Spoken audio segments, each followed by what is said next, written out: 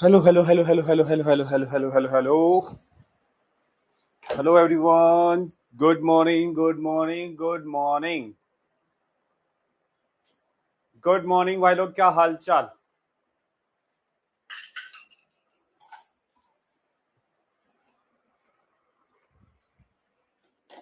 Good morning, good morning, क्या हाल चाल भाई लोग, कैसे हैं सभी लोग।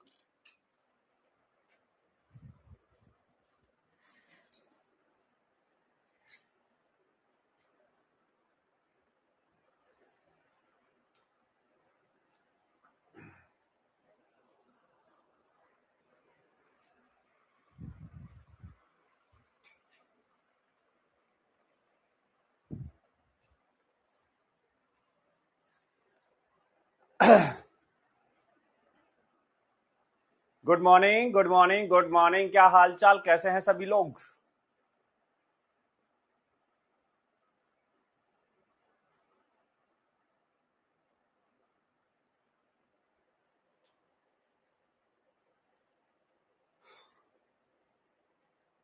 क्वेश्चन करने में टाइम लग रहा है बेटा। देखो, जब आप लर्निंग स्टेज में होते हो ना, स्टार्टिंग में तो टाइम लगे मैटर नहीं करता। फिर भी बहुत ज्यादा टाइम नहीं देना होता है। मान लो 2 3 4 मिनट के अंदर मान लो क्वेश्चन नहीं हो रहा है तो उससे ज्यादा नहीं देना है, फिर उसको समझो सॉल्यूशन से।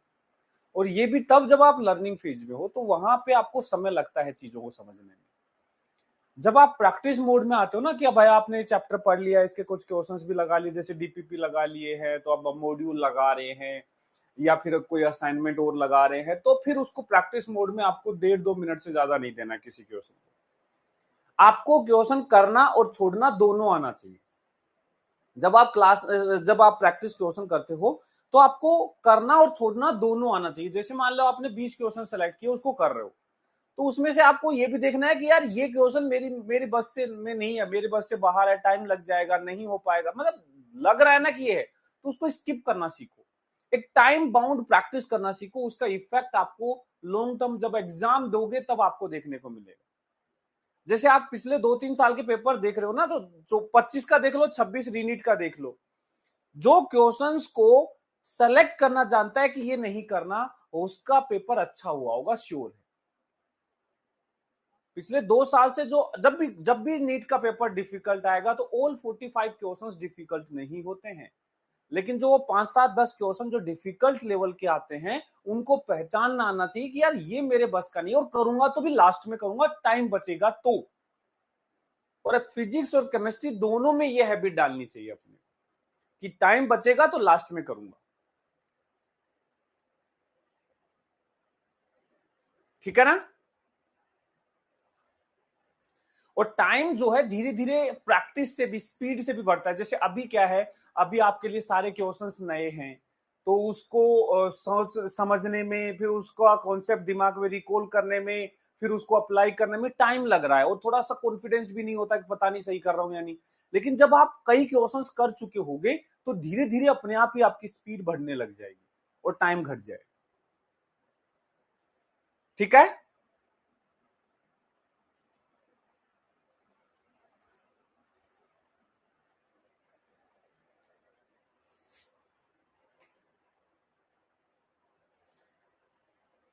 नीट एडवांस आ गई है, डोपा नहीं आया, वो भी आ जाएगा बेटा, टेंशन मत लो, डोपा भी आ जाएगा। थोड़ा सा लेट डिलीवरी स्टार्ट हुई है उसकी, है ना।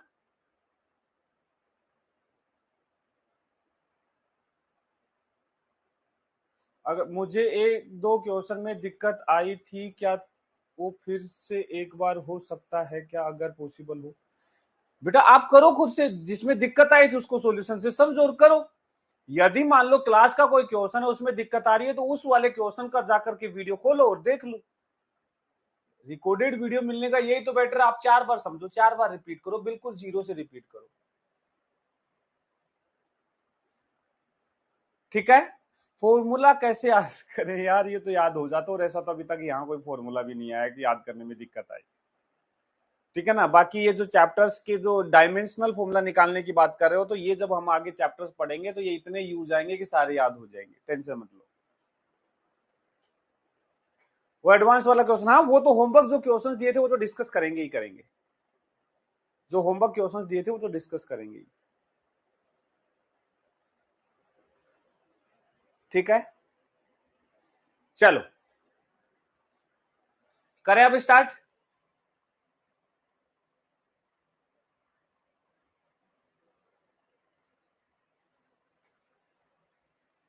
करें अब स्टार्ट। आपको डीपीपी बता दूं कौन कौन सी करनी है, होमवर्क दे दूं, होमवर्क दे दूं आपको।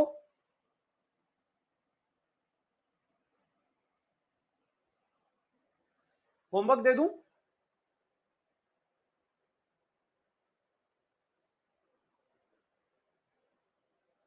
देखो फिजिक्स में जाके असाइनमेंट में जाओगे डीपीपी खुल जाएंगी। डीपीपी में यूनिट्स एंड मेजरमेंट में जाओगे, आपको डीपीपी नंबर 1 करना है पूरा, डीपीपी 1 करना है।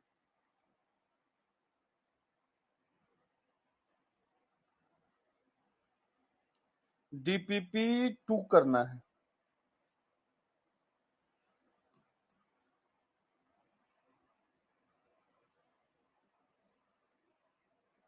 वीडीपीपी नाम है इनका।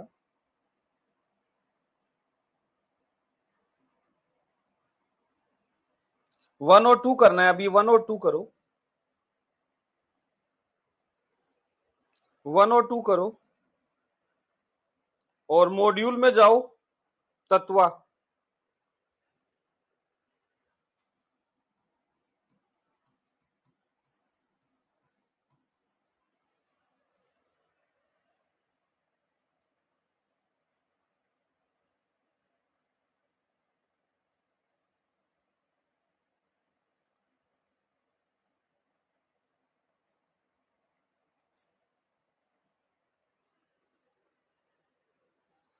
बेसिक मैथमेटिक्स वेक्टर तो निपटा ही लिया होगा।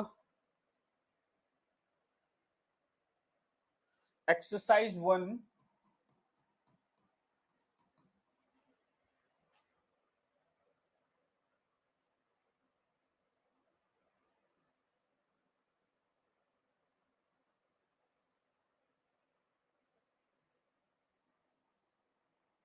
1 to 8,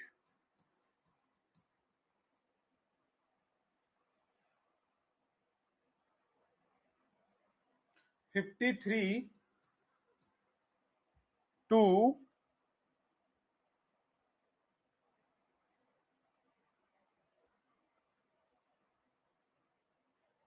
100।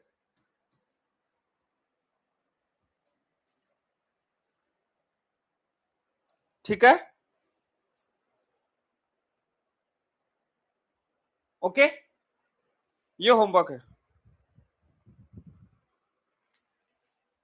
ये होमवर्क है भाई। बढ़िया संडे है कल, निपटा देना।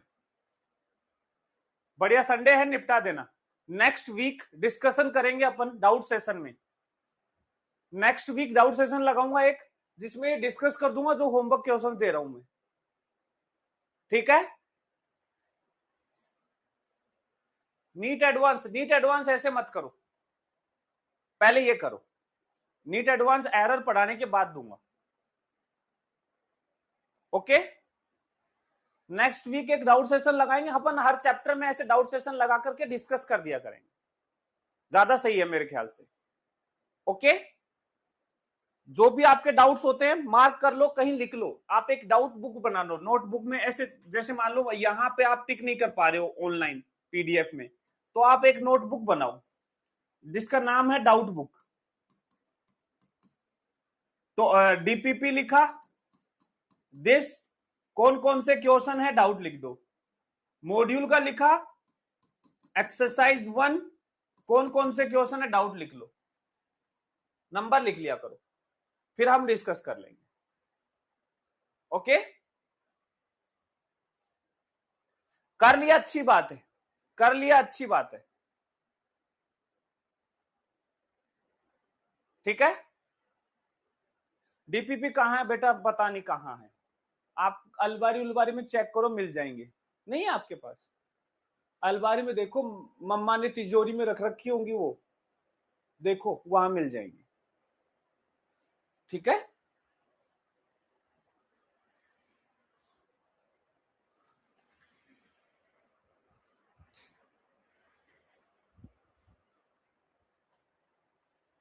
चलो अब शुरू करें। हाँ भाई,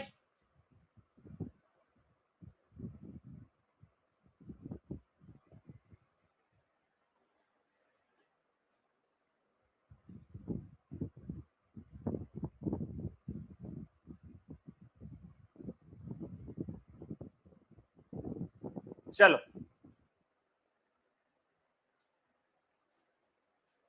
3.0 ज्वाइन किया, बेसिक मैथमेटिक्स नहीं पढ़ा है तो कैसे बेटा यूनिट्स एंड मेजरमेंट करो। बेसिक मैथमेटिक्स नेक्स्ट वीक में करवाऊंगा मैं लाइव, नेक्स्ट वीक में लाइव करवाऊंगा, ठीक है ना। 3 सेशन रखेंगे, ट्यूसडे, थर्सडे, सैटरडे, ठीक है। चलो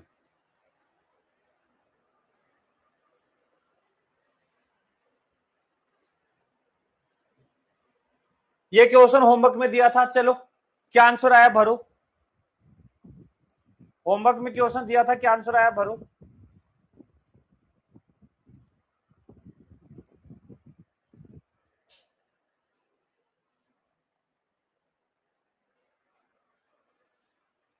फोर्स, वेलोसिटी और टाइम, डायमेंशन, मास का निकालना है।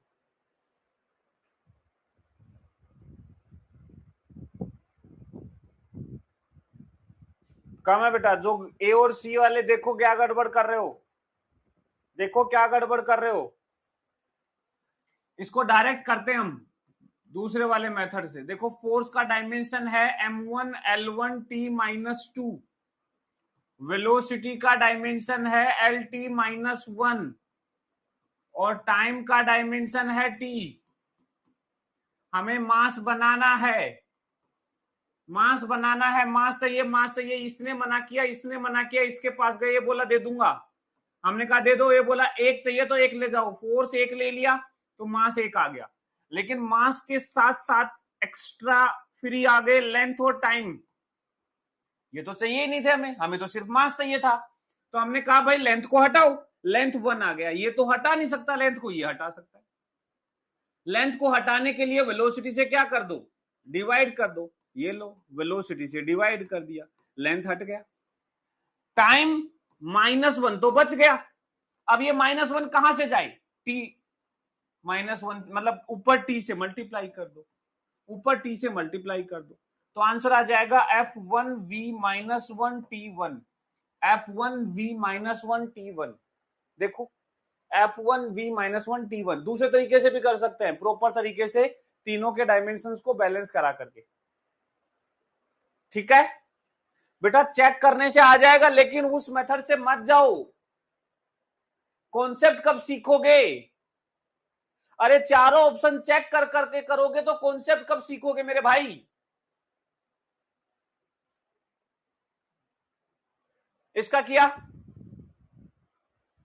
इसका किया, बताओ क्या आंसर आया, बताओ क्या आंसर आया।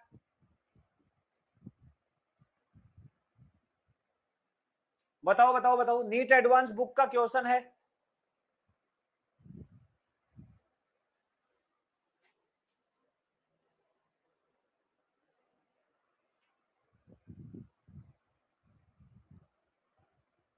बढ़िया बढ़िया। देखो GCH के टर्म्स में किसको लिखना है, डायमेंशन ऑफ लेंथ को लिखना है। लेंथ जो है GC और HS है, लेंथ जो है उसका डायमेंशन बराबर होगा G की डायमेंशन X, G की पावर X, C की पावर Y और H की पावर Z। तो लेंथ तो क्या आता है, लेंथ आता है m0 l1 t0, ये है लेंथ। G क्या आता है m-1 l3 t-2, हाँ या ना, इसकी पावर x। C क्या आता है lt-1, इसकी पावर y। h क्या आता है प्लैंक्स कांस्टेंट, एंगुलर मोमेंटम के बराबर आता है mvr, mvr की पावर z। ठीक है, चलो सोल्व करके निकालो। मास की पावर बैलेंस कराओ, इधर 0, इधर मास की पावर -x, इधर नहीं है, इधर मास की पावर z। तो यहां से पता चला कि x और z बराबर होंगे। लेंथ की पावर 1, लेंथ की पावर 3x, लेंथ की पावर y, लेंथ की पावर 2z। तीसरी इक्वेशन टाइम से 0 -2x -y -z। हाँ भाई, तो अब एक काम करते हैं, x z के बराबर है, रख दो, इसको रख दो इसमें। x और z को बराबर रखोगे तो 3x और 2x, तो ये हो जाएगा 1 = 3x plus y plus 2x। तो ये हो जाएगा 5x प्लस y = 1। यहां भी x को z के बराबर रख दो, -2x -y -x, तो ये 3x उधर चला जाएगा, 3x = y, या एक काम करें y को उधर भेज देते हैं, तो y हो जाएगा y = -3x। इसको उठा के यहां रख दो, तो 5x, y को रख दो -3x = 1, तो 2x = 1, तो x = 1/2। x 1/2 आया तो y होगा -3x, मतलब माइनस का 3/2, और x और z तो बराबर होगा, z 1/2। आंसर आएगा 1/2 -3/2 1/2। ये लो आंसर, ये लो आंसर। कुछ नहीं करना, बस सोल्व करते जाना है। जिसको पावर सोल्व करना आता है, जिसको इनका डायमेंशन पता है, बच्चा भी सोल्व कर सकता है। जिसको ये चीजें आती हैं वो मजे मजे में सोल्व करेगा। थोड़ा टाइम लगेगा, लगने दो, कोई बात नहीं। हर क्वेश्चन में टाइम नहीं लगता है, कुछ में थोड़ा ज्यादा लगता है तो कुछ में थोड़ा कम लगता है। लगता है लगने दो, बट सोल्व करके आंसर निकाल लो। एसीपी मेथड से भी कर सकते हो, बट उसमें थोड़ा दिमाग ज्यादा लगाना पड़ेगा, बहुत ज्यादा दिमाग लगाना पड़ेगा यदि इसको करोगे उससे। तो रीजन भाई वही ना, तुम्हें मास 0 बनाना, ऐसा नहीं है कि तुम बना नहीं सकते, ऑप्शन चेक कर सकते हो। यदि आप एसीपी मेथड से ऑप्शन चेक करना चाहो कर सकते हो।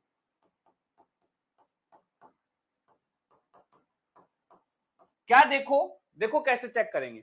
मुझे मास 0 लेंथ बनाना है, मतलब मुझे मास नहीं चाहिए, लेंथ चाहिए, टाइम नहीं चाहिए। तो मास नहीं चाहिए, देखो हमारे पास तीन चीजें हैं, GHC। मास इसके पास भी है, मास इसके पास भी है। देखो मास इसके पास भी है, मास इसके पास भी है, और मुझे मास नहीं चाहिए।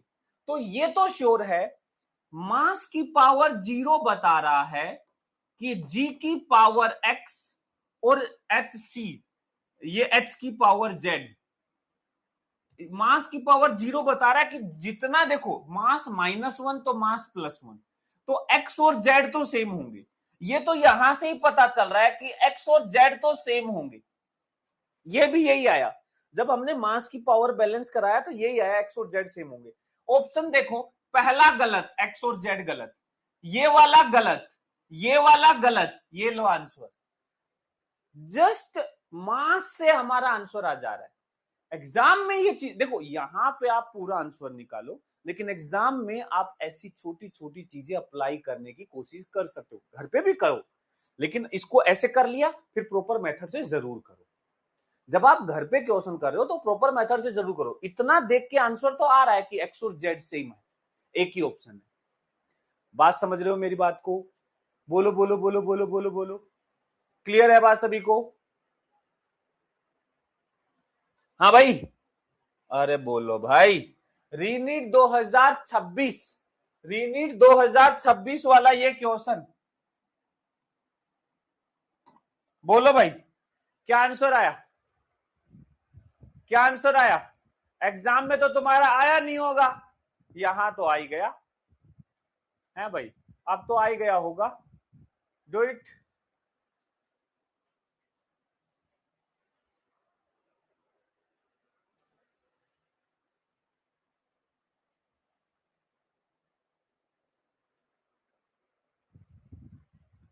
देखो आधे बच्चे ही सोल्व कर पा रहे हैं भाई, आधे ही सोल्व कर पा रहे हैं भाई, आधे ही सोल्व कर पा रहे हैं भाई।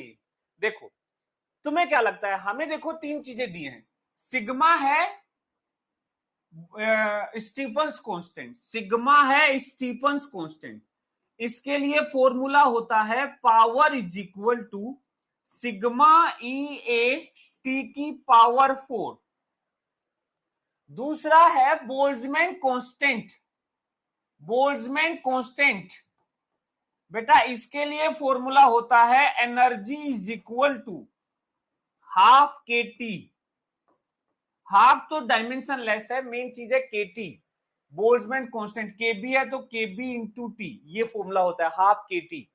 और तीसरा है Wien's constant B, Wien's constant तो बेटा फॉर्मूला होता है lambda M into T, lambda M into T.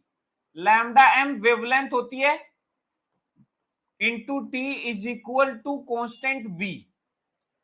अब मुझे डायमेंशन निकालनी है सिग्मा स्टीफन, सिग्मा एस, ठीक है, बी अपॉन के बोल्ट्जमैन।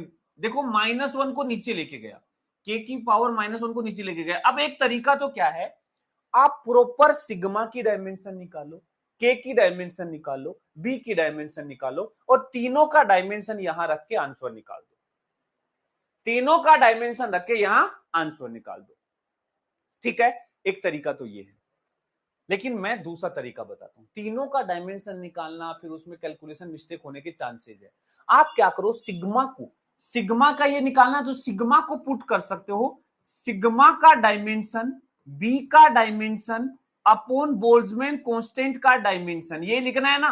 सिग्मा का डायमेंशन बराबर होगा पावर अपॉन, देखो ई का कोई डायमेंशन नहीं होता, ए इंटू टी की पावर 4 का डायमेंशन, बी का डायमेंशन, बी का होगा लैम्डा एम इंटू टी का डायमेंशन, ये टी टेम्परेचर है, टाइम और टेम्परेचर का ध्यान रखना। और के बी को लिखोगे energy upon, energy upon temperature. तो ध्यान से देखो, आप इसको थोड़ा सोल्व करते हैं। पावर जो होता है ये होता है एनर्जी अपॉन टाइम, ये होता है एनर्जी अपॉन टाइम, टाइम ये टाइम है, टाइम। तो देखो इसको लिखोगे energy upon time into area into T की पावर 4 इंटू लैम्डा एम और टी टी टी स्क्वायर हो गया अपॉन एनर्जी। देखो एनर्जी से एनर्जी गया, टी की पावर 4 टी स्क्वायर, ये कटेगा तो टी की पावर 2 नीचे बचेगा। तो क्या बचेगा नीचे, ये लेंथ है ऊपर, लैम्डा का डायमेंशन क्या है, लेंथ, लेंथ, तो लेंथ तो ये आ गया, ठीक है, लेंथ तो ये आ गया। और ये टाइम टी, अभी टी रहने दो इसको, एरिया लेंथ का स्क्वायर होगा, टेम्परेचर टी की पावर 2, इनका डायमेंशन।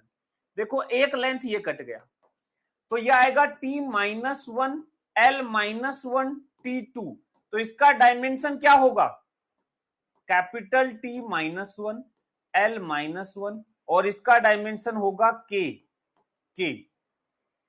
बेटा कैपिटल टी टेम्परेचर है, उसका डायमेंशनल फॉर्मूला के, टी टाइम है, टाइम का dimensional formula T, T -1 L -1 K2, T -1 L -1 K2। Presence of mind बहुत अच्छे से होना चाहिए, वरना टाइम टेम्परेचर में कंफ्यूज होके गड़बड़ कर सकते हो। के -2, हाँ के -2,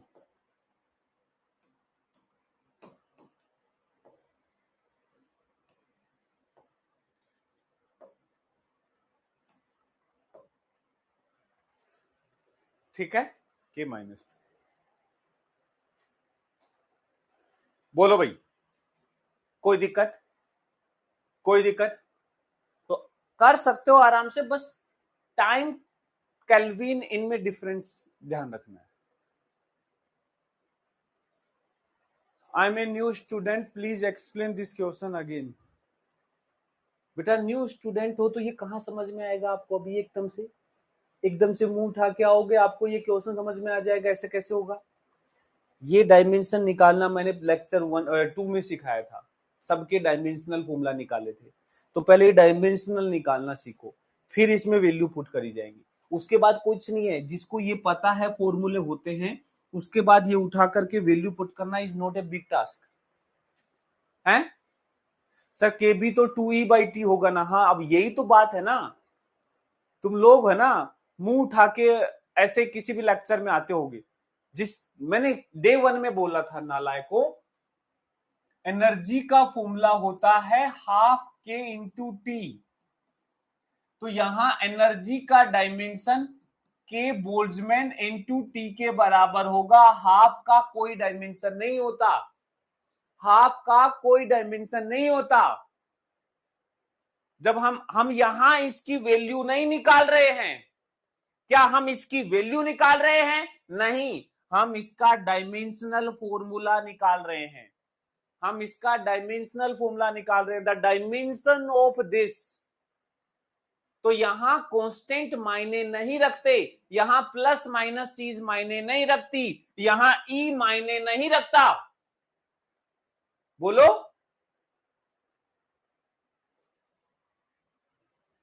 बोलो बोलो बोलो बोलो।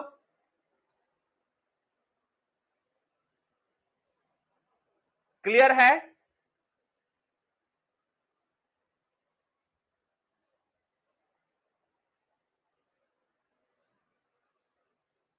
चलो, हाँ, इज ऑल्सो डायमेंशनलेस कांस्टेंट बताया मैंने।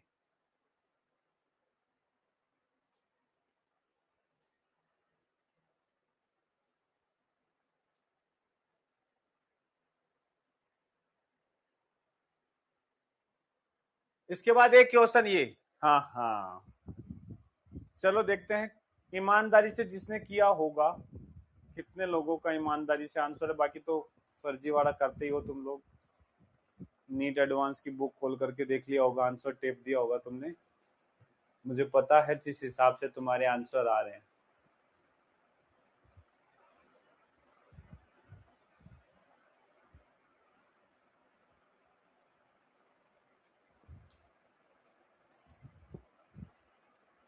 फोर्टी 45%।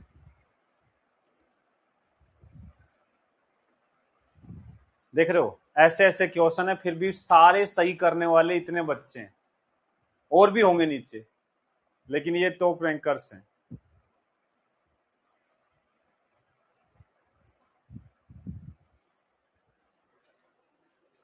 चलो मैं बताता हूं, ये क्वेश्चन अच्छा है, ध्यान से करते हैं, सुनना।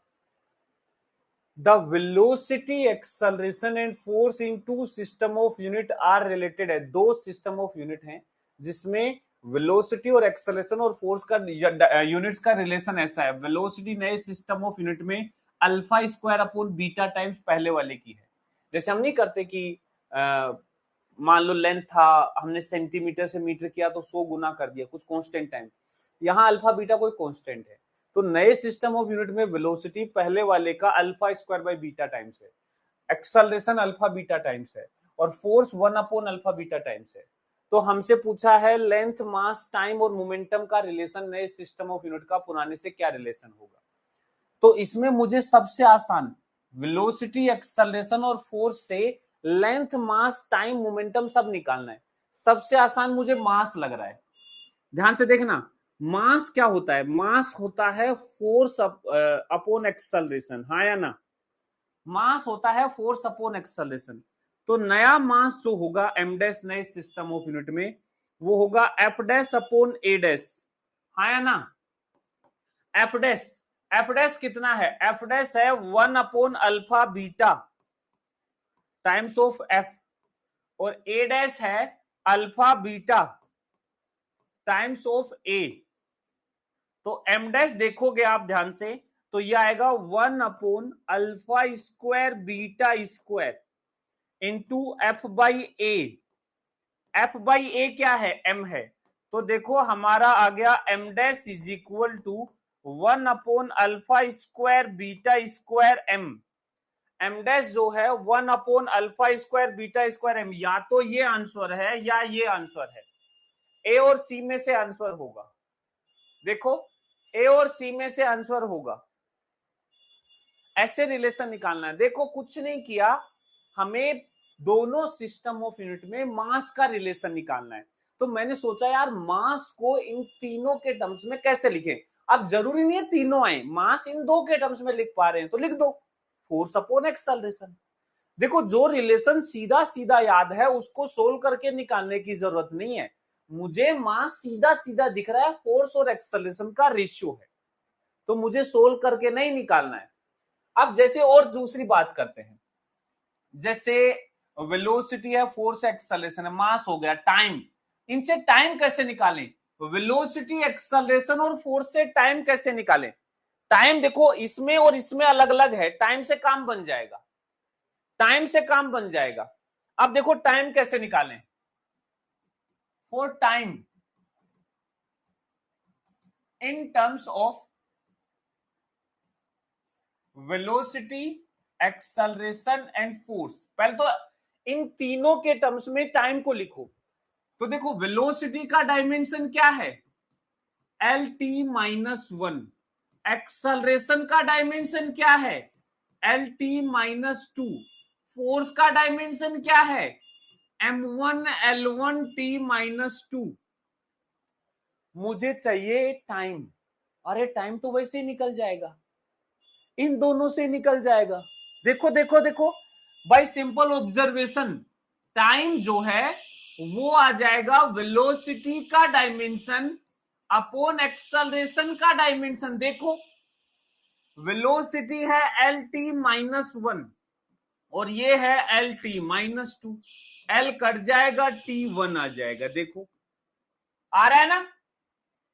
तो आप टाइम को वेलोसिटी अपॉन एक्सेलरेशन लिख सकते हैं, टाइम होगा वेलोसिटी अपॉन एक्सेलरेशन। तो नए सिस्टम ऑफ यूनिट में टाइम होगा नए सिस्टम की वेलोसिटी, नए सिस्टम का एक्सेलरेशन। नए सिस्टम में वेलोसिटी क्या है, alpha square upon beta times alpha square upon beta times alpha square upon beta times of velocity, और एक्सेलरेशन क्या है, alpha beta times of previous acceleration.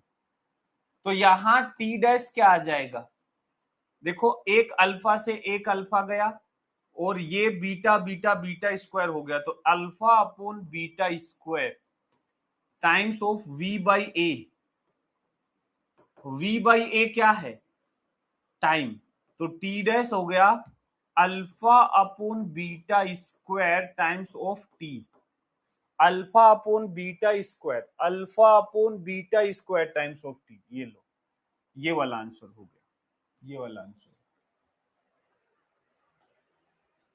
आपको इस क्वेश्चन को करने के लिए जो भी रिलेशन, जैसे मास चाहिए, लेंथ चाहिए, टाइम चाहिए, मोमेंटम चाहिए, जो भी चाहिए, जो भी क्वांटिटी चाहिए, पहले उस क्वांटिटी को इन तीनों के टर्म्स में लिखो।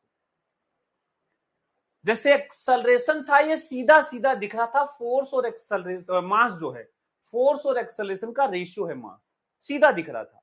तो मैंने कहा देखो मास है एफ बाई ए पहले सिस्टम ऑफ यूनिट में, तो नए में क्या होगा, नए में मास होगा नए सिस्टम का एफ, नए सिस्टम का ए। एफ हमें दिया था नए सिस्टम का पुराने के रेस्पेक्ट में, ए हमें दिया था, दोनों को डिवाइड किया तो ये एफ बाई ए के टर्म्स में आ गया, एफ बाई ए मतलब पुराना वाला मास, तो नया मास पुराने वाले मास के टर्म्स में ऐसे लिखा गया। हो गया सो, हो गया सो। आप हिंट में तो पावर के प्रोपोर्शनल, मैंने यही तो बताया था कि मैंने यही तो बताया, जैसे फॉर एग्जांपल हम लेंथ लिख रहे हैं तो लेंथ को तीनों के टर्म्स में लिखो कि फोर्स की पावर क्या आएगी, वेलोसिटी की पावर क्या आएगी, एक्सल, जैसे लेंथ का लिखना है, देखो जैसे लेंथ का लिखना है फॉर लेंथ, तो आपको सबसे पहले in terms of velocity acceleration and force, इन तीनों के टर्म्स में लेंथ को निकालना है। तो बताओ लेंथ कैसे निकालेंगे, तीनों के टर्म्स में सिर्फ लेंथ चाहिए, वेलोसिटी एक्सेलरेशन और फोर्स से लेंथ चाहिए, मास नहीं चाहिए, लेंथ चाहिए मास नहीं चाहिए। तो अब देखो हम क्या कहेंगे, लेंथ चाहिए मतलब मास जीरो चाहिए, लेंथ वन चाहिए, टी जीरो चाहिए। तो ये तो श्योर है फोर्स नहीं आएगा, श्योर है। यदि मुझे लेंथ चाहिए तो इसको तो ले ही नहीं सकते, पक्की बात है। फोर्स तो जीरो ही आएगा, क्योंकि यदि गलती से तुमने फोर्स को ले लिया तो मास का झंझट पड़ जाएगा, वो कभी नहीं हट पाएगा, क्योंकि ना तो मास को ये हटा सकता, ना ये फोर्स आएगा तो मास आ जाएगा, जो गड़बड़ है। तो मुझे सिर्फ इन दोनों से लेंथ बनानी है। अब दिक्कत ये है, इन दोनों को यदि मैं डिवाइड करता हूं तो लेंथ तो कट गई, और मल्टीप्लाई करता हूं तो लेंथ का स्क्वायर है, लेकिन लेंथ तो कैसे भी नहीं बन रही। तो लेंथ से मत सोचो, लेंथ चाहिए ना आपको, तो आप टाइम को हटाओ, टाइम नहीं चाहिए। अब देखो तुम क्या करोगे, लेंथ बनाने के लिए टाइम नहीं चाहिए, टाइम को हटाओ। देखो एक के पास टाइम -1 है, एक के -2, तो वेलोसिटी का स्क्वायर करके एक्सेलरेशन से डिवाइड, दो ऑप्शन है, या तो वेलोसिटी के स्क्वायर को एक्सेलरेशन से डिवाइड करो, या फिर एक्सेलरेशन को वेलोसिटी के स्क्वायर से करो। या तो इससे लेंथ बनेगी या इससे बनेगी, ये श्योर है, या तो इससे या इससे, क्योंकि जैसे ही स्क्वायर करके इससे डिवाइड करोगे टाइम भाग जाएगा। अब मैंने डिवाइड किया स्क्वायर करके, देखो लेंथ का स्क्वायर t की पावर -2 स्क्वायर किया, और एक्सेलरेशन से डिवाइड किया LT-2, देखो ये कट गया, ये लेंथ सीधा सीधा बन गया, तो ये सही है, इसकी जरूरत नहीं है, इसकी जरूरत नहीं है। अब तुम क्या कहोगे कि लेंथ जो पहले वाला है वो पहले वाली वेलोसिटी और एक्सेलरेशन का रेशियो है, लेंथ जो नया वाला है वो नए वाले की वेलोसिटी अपॉन एक्सेलरेशन का रेशियो, वेलोसिटी का स्क्वायर अपॉन एक्सेलरेशन का रेशियो है। वेलोसिटी क्या दिया है, वेलोसिटी दिया है अल्फा स्क्वायर अपॉन बीटा का इंटू वी, ये वेलोसिटी पहले वाले के टर्म्स में दिया, इसका स्क्वायर अपॉन एक्सेलरेशन क्या है, अल्फा बीटा टाइम्स ऑफ ए। तो देखो लेंथ डैश आ जाएगा, इसका स्क्वायर करोगे अल्फा की पावर 4 अपॉन बीटा का स्क्वायर, और नीचे इसको लिखोगे अल्फा बीटा, और बचेगा we square by A.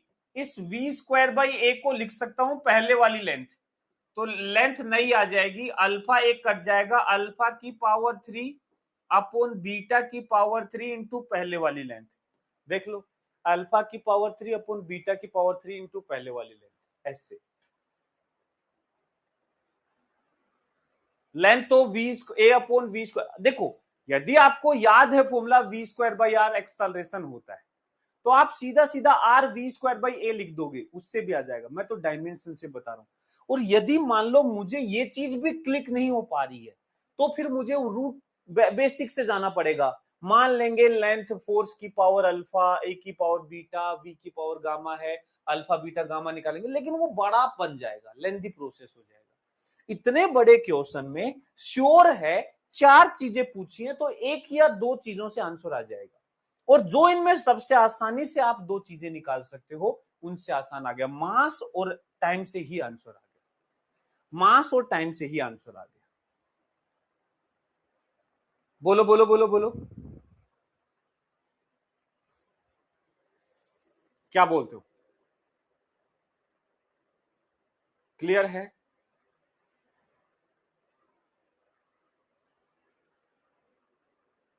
Clear है? ये क्वेश्चन बहुत हार्ड है, हाँ, लेकिन आप एक बात बताओ, बहुत हार्ड है माना, लेकिन क्या बहुत लेंदी दे दिया कि नीट में तो आ ही नहीं सकता इतना बड़ा क्वेश्चन। तो सिर्फ इस क्वेश्चन की लैंग्वेज बड़े लेंथ पे मत जाओ, सॉल्यूशन देखो ना, मास इतने से निकल गया, इतने से, फोर्स अपॉन, अच्छा बच्चा कर लेगा, अच्छा बच्चा कर लेगा, अच्छा बच्चा तुरंत कर लेगा, ऐसा नहीं है कि आ नहीं सकता है, पूछे गए हैं नीट में इस टाइप के बढ़िया बढ़िया क्वेश्चन। और अब जैसे जैसे इस तरीके का पेपर बन रहा है, ये नीट एडवांस बुक यही सोच के बनाई गई थी कि नई लैंग्वेज के खतरनाक क्वेश्चन, जो बड़े सॉल्यूशन नहीं है, सॉल्यूशन छोटे ही हैं लेकिन लगते ऐसे हैं कि पता नहीं, अंडरस्टैंडिंग बढ़ाते हैं।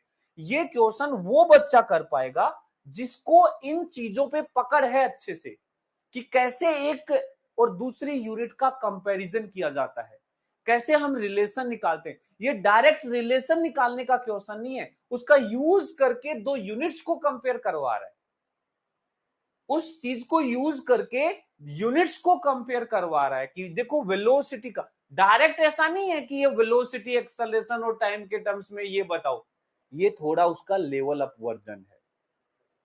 जब उस टाइप के क्वेश्चंस अच्छे से कर चुके होगे तब आप ये वाले क्वेश्चंस कर पाओगे। क्या ये बात समझ में आई? सर आपकी तरह क्वेश्चन करना कब आएगा? बेटा मैं भी कोई ऐसे सीख के नहीं आया था। हर साल, अब देखो सिंपल सी बात है, जितना क्वेश्चन प्रैक्टिस करोगे सीखते जाओगे, सीखते जाओगे। जैसे अब इस क्वेश्चन को सीखा, अब 2 दिन बाद इसको दोबारा से करो। मैं तो कहता हूं यदि आप खुद से नहीं हुआ था तो आज ही शाम तक इसको दोबारा से खुद से करना है बिना सॉल्यूशन देखे, फिर 2-3 दिन बाद इसको दोबारा से करना है, तो अपने आप ही अंडरस्टैंडिंग बन जाएगी। ठीक है?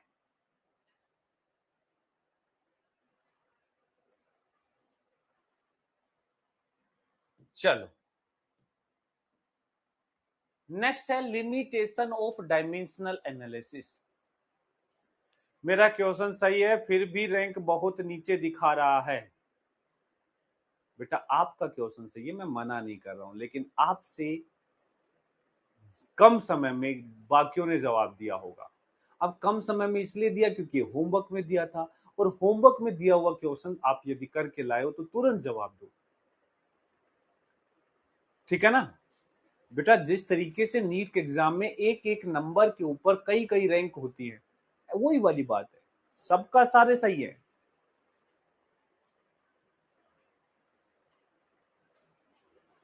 बेटा क्वेश्चन की लैंग्वेज समझने में टाइम लगेगा, ऑब्वियस ही बात है। ये क्वेश्चन मैं पहले बोला था कि आसान नहीं है।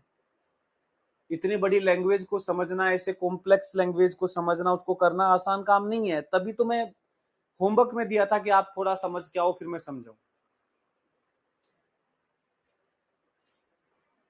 चलो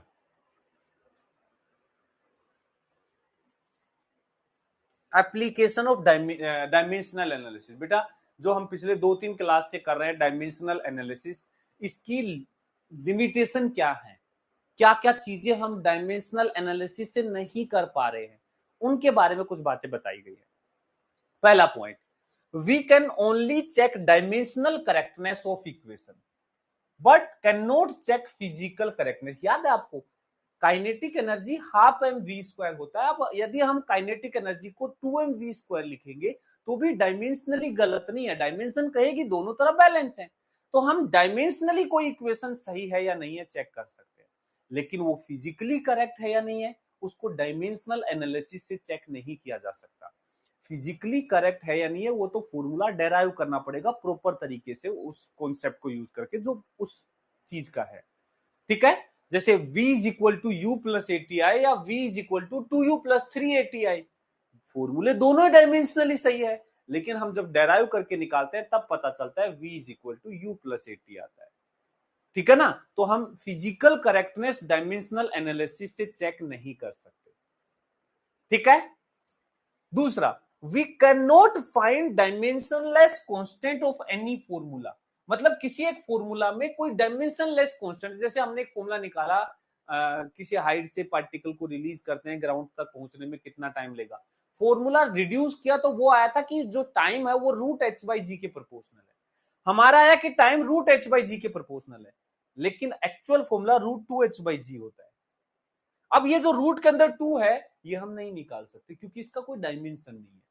हम सिर्फ ये बोल सकते हैं इसके प्रोपोर्शनल है, प्रोपोर्शनलिटी कांस्टेंट 1 है, 2 है, रूट 2 है, क्या है I don't know. Dimensional analysis ये नहीं निकाल सकता, सिर्फ रिलेशन स्टेब्लिश कर सकता है। ठीक है? Clear?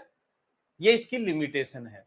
Third point, we can not find any trigonometric, logarithmic और exponential term in any formula. किसी भी एक फॉर्मूले में, जैसे यहां पे एसएचएम में एक फॉर्मूला आता है y is equal to a sin omega T, या वेव का वो इक्वेशन में आता है a sin omega T minus K X, तो ये जो टर्म है साइन वाली ये हम नहीं निकाल सकते, और साइन के अंदर क्या लिखा है ये भी हम नहीं निकाल सकते क्योंकि ये डायमेंशनलेस है। और जब किसी टर्म में डायमेंशनलेस टर्म आती है तो वो हम नहीं निकाल सकते। ठीक है? मान लो किसी फॉर्मूले में, अब इस फॉर्मूले में ये साइन वाली टर्म है या नहीं है, डायमेंशन एनालिसिस बता ही नहीं सकता क्योंकि इस टर्म का कोई अपना डायमेंशन नहीं है। क्लियर? तो हम डायमेंशनलेस कांस्टेंट होता है या कोई डायमेंशनलेस टर्म होती है, उस टर्म को डायमेंशनल एनालिसिस के थ्रू निकाला नहीं जा सकता। इसके अंदर जो ये डायमेंशनलेस टर्म है, ये ओमेगा टी है या के एक्स है या omega T minus K x है या ओमेगा टी प्लस के एक्स है, ये हम पता नहीं कर सकते। ये साइन वाली टर्म है या नहीं है, हम पता नहीं कर सकते। ये तो जब हम प्रॉपर डेरिवेशन करते हैं उस चैप्टर में, तब हमें पता चलता है कि ऐसी टर्म। क्या ये बात क्लियर है? क्या ये बात क्लियर है? बोलो बोलो बोलो बोलो बोलो। और लिमिटेशन है कुछ, ध्यान से देखना। We can not differentiate between two physical quantities having same dimensional formula. देखो, हमें पता है कि प्लैंक्स कांस्टेंट और एंगुलर मोमेंटम दोनों का डायमेंशनल फॉर्मूला सेम है। अब किसी एक रिलेशन में आप एक रिलेशन स्टैब्लिश कर रहे हो, जी एच सी के टर्म्स में लेंथ को निकाल रहे हो। अब ये लेंथ जी एच सी है या जी एंगुलर मोमेंटम और सी है, आप ये डिसाइड नहीं कर सकते कि यहां एच आएगा या एंगुलर मोमेंटम आएगा। क्यों? क्योंकि एच और एंगुलर मोमेंटम दोनों का डायमेंशन सेम है। जैसे किसी एक फॉर्मूले में टॉर्क की टर्म आएगी या एनर्जी का आएगा, हम नहीं बता सकते। क्यों? क्योंकि दोनों का डायमेंशन सेम। तो दो डिफरेंट क्वांटिटी जिनके डायमेंशन सेम है, तो हम जो फॉर्मूला निकाल रहे हैं उस फॉर्मूले में कौन सी चीज है, हम डिफरेंशिएट नहीं कर सकते। यदि एक फॉर्मूला दो ऐसी क्वांटिटी पे डिपेंड कर रहा है जिनका दोनों का डायमेंशन सेम है, तो वो फॉर्मूला डिड्यूस कर ही नहीं पाओगे, क्योंकि उनमें आप डिफरेंशिएट ही नहीं कर पाओगे। बात समझ में आया? नोट डाउन बेटा, वैसे कर सकते हो वरना बाद में कर लेना, इतनी स्पेस छोड़ करके। Next, in mechanics, if any physical quantity depends on more than 3 physical quantity, then we cannot find the relation. Actual में मैकेनिक्स में जितनी भी क्वांटिटी मोस्टली होती है वो कैसी होती है, मास, लेंथ और टाइम पे डिपेंडेंट होती है। जैसे फॉर एग्जांपल हमारे पास एक फिजिकल क्वांटिटी है, हमारे पास एक कोई फिजिकल क्वांटिटी है क्यू, ये प्रोपोर्शनल है क्वांटिटी ए की पावर एक्स, बी की पावर वाई या अल्फा बीटा गामा बोल देते, ए की पावर अल्फा, बी की पावर बीटा, सी की पावर गामा और डी की पावर डेल्टा। हमें एक क्वांटिटी डेराइव करनी है जो ए बी सी डी चार क्वांटिटी पे डिपेंड करती है, चार डिफरेंट क्वांटिटी है उन पे डिपेंड करती है। और ये सारी क्वांटिटी जो हैं, ये मास, लेंथ, मास की पावर समथिंग, लेंथ की पावर समथिंग और टाइम की पावर समथिंग के टर्म्स में लिखी हुई है। तो तुम खुद बताओ, सिर्फ यदि मास, लेंथ, टाइम है सब में, तो आप मैक्सिमम कितने वेरिएबल सोल्व करके निकाल सकते हो, कितनी इक्वेशन बना सकते हो? आप एक मास से इक्वेशन बनाओगे, एक लेंथ से इक्वेशन बनाओगे, एक टाइम से इक्वेशन बनाओगे, 3 इक्वेशन बना पाओगे। तो मैक्सिमम 3 इक्वेशन बन रही है। मैक्सिमम कितनी बनेंगी? 3 इक्वेशन बनेंगी। तो मैक्सिमम 3 वेरिएबल सोल्व कर सकते हो, 3 वेरिएबल सोल्व कर सकते हो। लेकिन वेरिएबल कितने हैं? Alpha, beta, gamma and delta, 4 variable है, 4 वेरिएबल है। 3 equation, 4 variable can not be solve. 3 equation से 4 वेरिएबल नहीं निकाले जा सकते। 3 इक्वेशन से 4 वेरिएबल नहीं निकाले जा सकते, क्योंकि 4 ऐसी क्वांटिटी हैं जो सारी ही मास, लेंथ, टाइम के टर्म्स में लिखी हैं, और हमें एक क्वांटिटी निकालनी है जो इन्हीं के डेरिवेशन, इन्हीं से डेराइव होगी। तो हम यहां मास, लेंथ और टाइम, इनकी पावर बैलेंस करके एक मास की पावर से इक्वेशन मिलेगी, एक लेंथ की पावर से, एक टाइम। तो यदि आपके पास 3 इक्वेशन बन रही हैं, तो आप मैक्सिमम 3 ही वेरिएबल निकाल सकते हैं। यदि आपको 4 वेरिएबल निकालने हैं तो 4 इक्वेशन चाहिए, मतलब मास, लेंथ, टाइम के अलावा एम्पियर, केल्विन, कुछ ना कुछ और एक रिलेशन चाहिए, तब आप निकाल पाएंगे। इसका कोई एग्जाम्पल दीजिए। एग्जाम्पल क्या दूं? नहीं निकाल सकते, अब नहीं निकालने का क्या एग्जाम्पल दूं?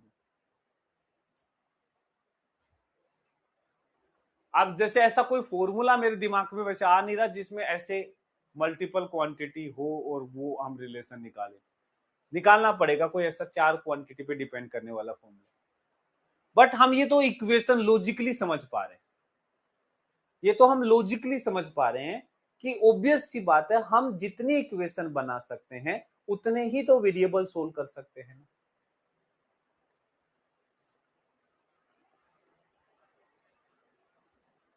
ठीक है, तो जितनी इक्वेशन बना सकते हैं सिर्फ उतने ही वेरिएबल सोल्व कर पाओगे। mv स्क्वायर बाई आर में भी बेटा 3 ही वेरिएबल हैं। mv स्क्वायर बाई आर में 3 ही वेरिएबल हैं, 4 वेरिएबल चाहिए तब हम कोई रिलेशन निकालें।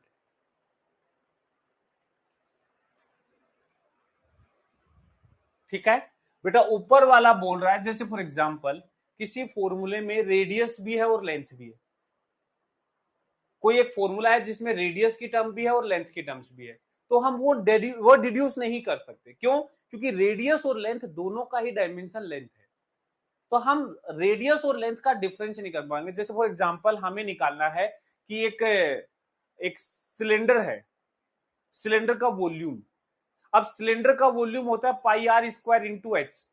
अब हम ये नहीं निकाल सकते कि आर स्क्वायर इंटू एच के प्रोपोर्शनल है वॉल्यूम। क्यों? क्योंकि रेडियस और हाइट दोनों का डायमेंशन क्या है? लेंथ है। तो अब वो आर क्यूब है, आर स्क्वायर एच है, आर एच स्क्वायर है या एच क्यूब है, वी डोंट नो, हम नहीं निकाल सकते क्योंकि आर और एच दोनों सेम डायमेंशन रखते हैं। v is equal to U plus A T कैसे नहीं निकाल सकते? v is equal to U plus A T नहीं निकाल सकते, u प्लस एटी ऐसे नहीं निकाल। हम डायरेक्ट एक फॉर्मूला निकाल सकते हैं कि जैसे stopping distance u square by 2a, तो यहाँ u स्क्वायर बाई a ये रिलेशन निकाल सकते हैं हम। प्लस समथिंग ये तो कभी नहीं निकाल सकते। Quantity q is equal to a plus B, ये a प्लस बी वाला तो रिलेशन निकाला ही नहीं जा सकता, क्योंकि दो चीजों का एडिशन वो तो कैसे निकाल पाओगे। गैस कांस्टेंट में बेटा क्या है? आर जो होता है वो होता है P V upon N T. यहां पे टेम्परेचर मोल इनके भी यूनिट है, निकाल लोगे। यहां नंबर ऑफ मोल टेम्परेचर, चलो देखा निकाल के देखें, निकाल के देखें ये इन पे डिपेंड करता है नहीं करता, क्या बोलते हो? देखा पीवी अपॉन एनटी निकाल के देखें, मैंने कभी ट्राई नहीं किया। आर का रिलेशन होता है पीवी अपॉन एनटी, तो अपन एक काम करते हैं, प्रेशर की पावर अल्फा, वॉल्यूम की power beta, number of mole की पावर गामा, टी की पावर डेल्टा। यहां वैसे मेरे को लगता है कि मोल की टर्म आ गई, केल्विन की टर्म आ गई, निकल तो जाना चाहिए। चलो सोल्व करके निकालते हैं। पर बात दिक्कत पता है क्या है? वही दिक्कत है, आर का डायमेंशनल फॉर्मूला हम इसी से तो निकालते हैं, इसको सोल्व करने का मतलब क्या है भाई? आर का डायमेंशनल फॉर्मूला हम इन्हीं से तो निकालते हैं, फिर क्या मतलब? सेम चीज को सोल्व कर रहे हैं। दो इक्वल टू दो को क्या सोल्व करेंगे? दो इक्वल टू दो को क्या सोल्व करेंगे? ये तो मीनिंगलेस बात होगी। अरे आर का डायमेंशन भी तो इसी से निकालोगे, तो दो इक्वल टू दो को क्या सोल्व करोगे? ठीक आ जाएगा।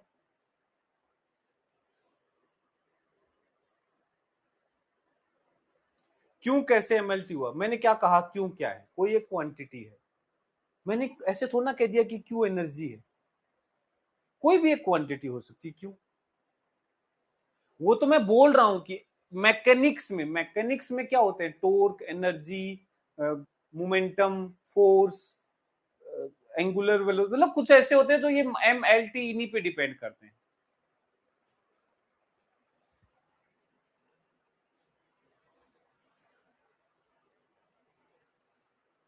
चलो क्या डाउट है? R depends on 5 base quantity, लेकिन बेटा वो एम एल टी नहीं है ना। जितने वेरिएबल है, यदि उतनी इक्वेशन बना पा रहे हो सोल्व कर लोगे। इसको ऐसे याद रखो, यदि जितनी इक्वेशन है उतने ही वेरिएबल है तो आप निकाल सकते हो। You can only find relation if number of equation is equal to number of variable.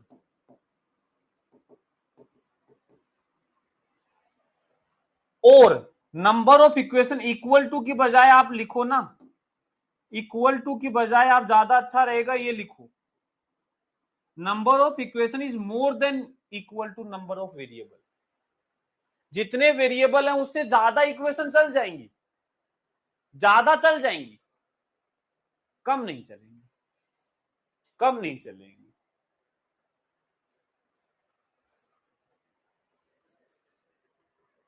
ठीक है, आज सैटरडे है तो आपका डाउट सेशन होगा बेटा। आज इसलिए नहीं ले पा रहे हम क्योंकि दिक्कत वो आ रही है, क्या बोलते हैं, आज मेरे को ये पीसी जो है इसका विंडो अपडेट कराना है। अब उसमें कितना टाइम लगेगा आई डोंट नो।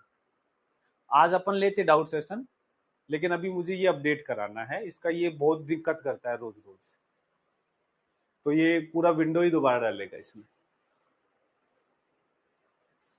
चलो क्लियर, बोलो बोलो बोलो बोलो, कोई डाउट है तो पूछो, डाउट, कोई डाउट है तो पूछो।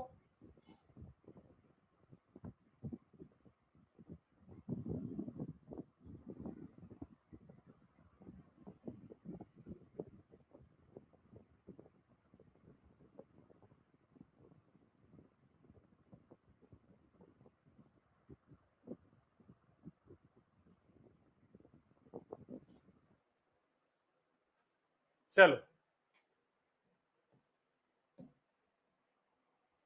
तो ये था डायमेंशन वाला पार्ट। अब हम आगे बढ़ रहे हैं मेजरमेंट के ऊपर, उसमें एरर्स के ऊपर। तो पहले हम पढ़ेंगे कि भाई सबसे पहले जब कोई भी हम मेजरमेंट लेते हैं तो दो टर्म हमारे सामने आती हैं, एक्यूरेसी और प्रिसीजन। सबसे पहले हमें यही समझना है एक्यूरेसी क्या है और प्रिसीजन क्या है। डाउट वेदांतु ऐप में नहीं लेते बेटा, डाउट सेशन का हम एक क्लास ही शेड्यूल करवाते हैं, डाउट क्लास टाइप में। डाउट सेशन के लिए मतलब ऐसी ही एक क्लास शेड्यूल होती है, इसी में वो होता है इवनिंग के टाइम में, ऐसी क्लास शेड्यूल करवा के और लेते हैं। नहीं नहीं वाईटी पे नहीं, यही ऐप में ही, जैसे आप अभी लेक्चर देख रहे हो उसी में आपको दिख जाए। यदि वो शेड्यूल होती तो आपको वहां शो कर रहा होता कि यहाँ पे आपका एक लेक्चर शेड्यूल है शाम को, ऐसे। चलो, एक्चुअल में देखो मेरा मेन मकसद है डाउट्स का, मैं आपको मॉड्यूल वगैरह डीपीपी वगैरह के डाउट्स डिस्कस करा दो। जैसे वेक्टर और बेसिक मैथमेटिक्स का था तो वो मैंने एक तो डाउट सेशन ले लिया था, एक फिर मैंने क्या किया, डिस्कस ही करा दिया सैटरडे को। लास्ट सैटरडे को हमने बेसिक मैथमेटिक्स वेक्टर के डिस्कशन ही कर लिया। तो जो डाउट है वहां पूछ लो। अब यदि आप वहां उस दिन सोल्व करके नहीं आ रहे हो, नहीं पूछ रहे हो, तो वो आपकी मिस्टेक है। अब जैसे यूनिट्स एंड मेजरमेंट हुआ तो इसका मैं डाउट, इसका मैं डिस्कशन लगा दूंगा, तो इसके डीपीपी और इनको डिस्कस कर लेंगे। तो जो डाउट है उसमें आप पूछ लेना, ऐसे। ठीक है, ओके। हाँ हाँ, रिकॉर्डेड भी पड़ा रहता है।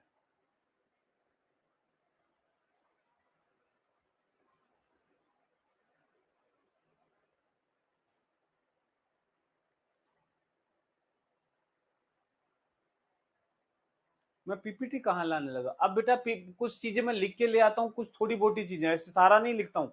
अब जैसे वो लिमिटेशन है लिख लिया तो अब उसको लिख लेना, मुझे पता है उसको लिखने में मुझे टाइम लगेगा। देखो मेरा मानना ये है कि मैं आपको जहां टाइम बचा करके उसमें क्वेश्चंस डिस्कस करा दूं, मॉड्यूल डिस्कस करा दूं, ये एक्स्ट्रा टाइम निकाल रहा हूँ, तो वो कहीं ना कहीं तो टाइम काटना पड़ेगा ना। और एक महीना कम है, तुम सोच रहे हो कि एक महीना कम भी है और ज्यादा भी पढ़ना है, बेसिक से भी पढ़ना है, डिटेल में भी पढ़ना है, बड़े क्वेश्चंस भी करने हैं, और टाइम भी एक्स्ट्रा नहीं लगना चाहिए। कुछ लिखने उखने का भी नहीं काटोगे क्या, मैं जादू कर दूं? नहीं जादू कर दूं मैं, लो भाई, हो गया। चलो इधर आ जाओ अब, ठीक है। एक्यूरेसी और प्रिसीजन क्या दोनों सेम है? कोई भी मेजरमेंट कितना एक्यूरेट है और कितना प्रिसाइज है ये कैसे पहचानेंगे? एक्यूरेसी और प्रिसीजन कैसे पहचानेंगे? देखो एक्यूरेसी बताती है सटीकता, सटीकता मतलब closeness to the actual value. कोई भी मेजरमेंट हमारा एक्चुअल वैल्यू से कितना क्लोज है, कितना नजदीक है, ये बताता है एक्यूरेसी। तुम्हारा रिजल्ट बहुत एक्यूरेट है, 5 बच्चे 5 रीडिंग मेजर करके लाए, उसमें इसका रिजल्ट सबसे ज्यादा एक्यूरेट है, इसका मतलब वो एक्चुअल वैल्यू के उतना ही पास में है। तो एक्यूरेसी बताती है it is the measure, measure मतलब नापने का तरीका एक प्रकार से, it is the measure of how close the measured value to the true value. जब मैं बोलता हूं कि इसका मेजरमेंट ज्यादा एक्यूरेट है, तो इनडायरेक्टली मैं बोल रहा हूं कि इसकी जो रीडिंग है एक्चुअल वैल्यू के ज्यादा नजदीक है, एक्यूरेसी। तो एक इंस्ट्रूमेंट ज्यादा एक्यूरेट रिजल्ट दे रहा है, इसका मतलब है कि वो इंस्ट्रूमेंट की जो रीडिंग आ रही है वो एक्चुअल रीडिंग के बिल्कुल क्लोज आ रही है। ठीक है, सिग्निफिकेंट फिगर पढ़ाओगे? नहीं पढ़ाऊंगा, नहीं पढ़ाऊंगा यार। तुम बेवकूफों वाले काम मत क्या करो, ये पढ़ाओगे, ये वो पढ़ाओगे, ये आज करवाओगे क्या, ये अरे कर लो ना क्लास। हद बदतमीज आदमी हो तुम लोग यार, तुम्हें पढ़ने में मन है नहीं तुम्हारा, मैं ये पढ़ा रहा हूं वो नहीं पढ़ना, सिग्निफिकेंट फिगर पढ़ाओगे? नहीं पढ़ाऊंगा, नहीं पढ़ाऊंगा लोग।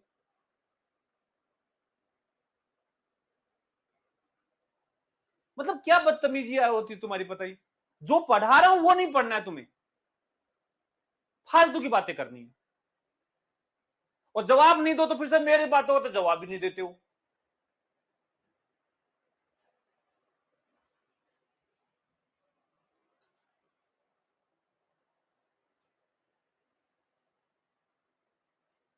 तो एक्यूरेसी होगी कि कोई भी फाइनल जो रीडिंग हम मेजर कर रहे हैं उसका कितना नजदीक है, that is measured by accuracy. दूसरा है प्रिसीजन, प्रिसाइजली आपने किसने मेजर किया। प्रिसीजन अब देखो, देखने के कई तरीके हैं। जैसे मान लो आपने अलग अलग इंस्ट्रूमेंट से यूनिट निकाली, अलग अलग 3 इंस्ट्रूमेंट लिए और आपने कोई लेंथ निकाली। लेट सपोज आपका जो रीडिंग 1 है, कोई लेंथ मेजर कर रहे हो जिसमें रीडिंग 1 जो है वो आया आपका 2.8 सेंटीमीटर। रीडिंग 2 जो है, रीडिंग 2 ये आया आपका 2.78 सेंटीमीटर। ठीक है, रीडिंग 3 जो है वो आया आपका 2.774 centimetre.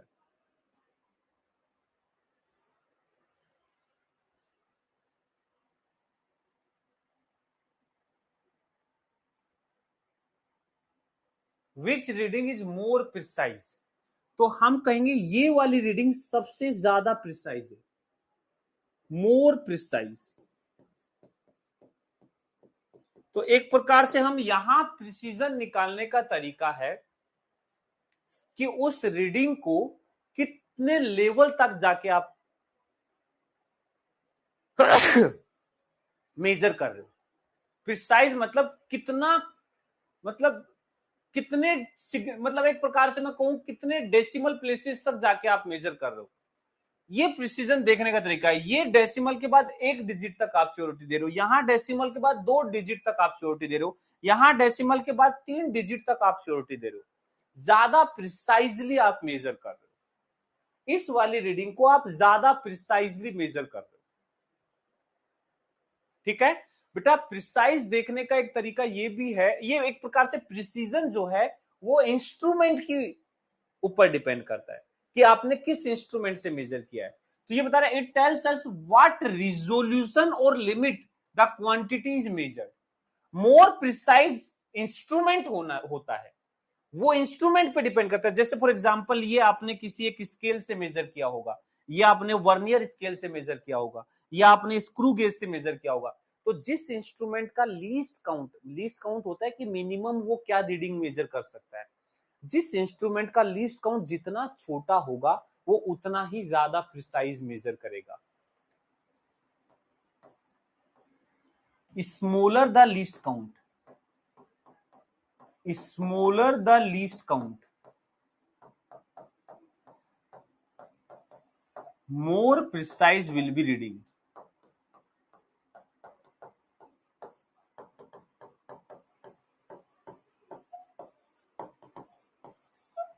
Smaller the least count, more precise will be reading. जितना छोटा लीस्ट काउंट होगा रीडिंग उतनी ही ज्यादा प्रिसाइज होगी।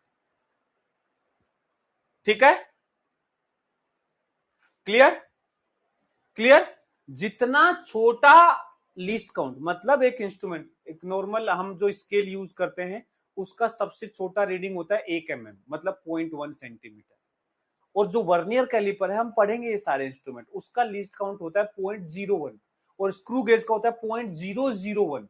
तो जो जितना छोटी रीडिंग को मेजर कर सकता है वो उतना प्रिसाइज रीडिंग देगा। लेकिन कोई इंस्ट्रूमेंट ज्यादा प्रिसाइज है इट डजंट मीन कि वो ज्यादा एक्यूरेट रीडिंग मेजर करे। मोस्टली ऐसा होता है कि मोर प्रिसाइज मोर एक्यूरेट होता है, लेकिन हमेशा ऐसा हो जरूरी नहीं है। कोई इंस्ट्रूमेंट ज्यादा प्रिसाइज है इट डजंट मीन कि वो ज्यादा एक्यूरेट करेगा ही करेगा। कई बार इंस्ट्रूमेंट में एरर्स भी हो जाती है, तो जिसके कारण मोर प्रिसाइज होने के बावजूद भी वो एरर्स दे रहा है और एक्यूरेट रीडिंग नहीं दे रहा। एक तरीका तो यह है चीजों को समझने का। दूसरा तरीका और बताता हूं, प्रिसाइजनेस को अलग तरीके से भी मेजर किया जाता है। जैसे फॉर एग्जांपल दो निशानेबाज हैं, दो निशानेबाज हैं मतलब ऐसे नहीं हो, ऐसे फायर करके या फिर चाकू पे वो आता है, देखा है कभी ऐसे गोल गोल ये लगाते हैं सामने दीवार पे, ऐसे दो निशानेबाज हैं ऐसे दीवार पे लगाते हैं, दोनों को कहा कि भाई फेंको अपना, वो तीर से आते हैं छोटे छोटे से, और वो जाकर के यहां सेंटर में फेंकना होता है। सेंटर पे 0 मार्क मतलब हाईएस्ट मार्क्स होते हैं, और जितना इससे दूर जाके टकराएगा उतना खराब एक्यूरेसी होगी। तो अब देखो, हाँ ऐसे फेंक के नहीं, ऐसे फेंक के आते हैं इसमें जाके चुभ जाता है वो। मान लो ऐसे अब ये बुलेट फायर कर रहे हैं, तीर चला रहे हैं, कुछ भी है, यहां पे निशाना लगा रहे हैं और फाइनल टारगेट ये है, ये टारगेट है। एक बंदे ने निशाना लगाया, पहला निशाना जाके यहां लगा, दूसरा निशाना जाके यहां लगा, तीसरा निशाना जाके यहां लगा, चौथा निशाना जाके यहां लगा।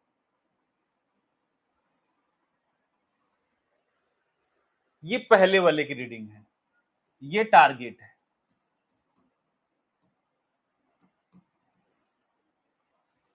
और ये निशाने मिले।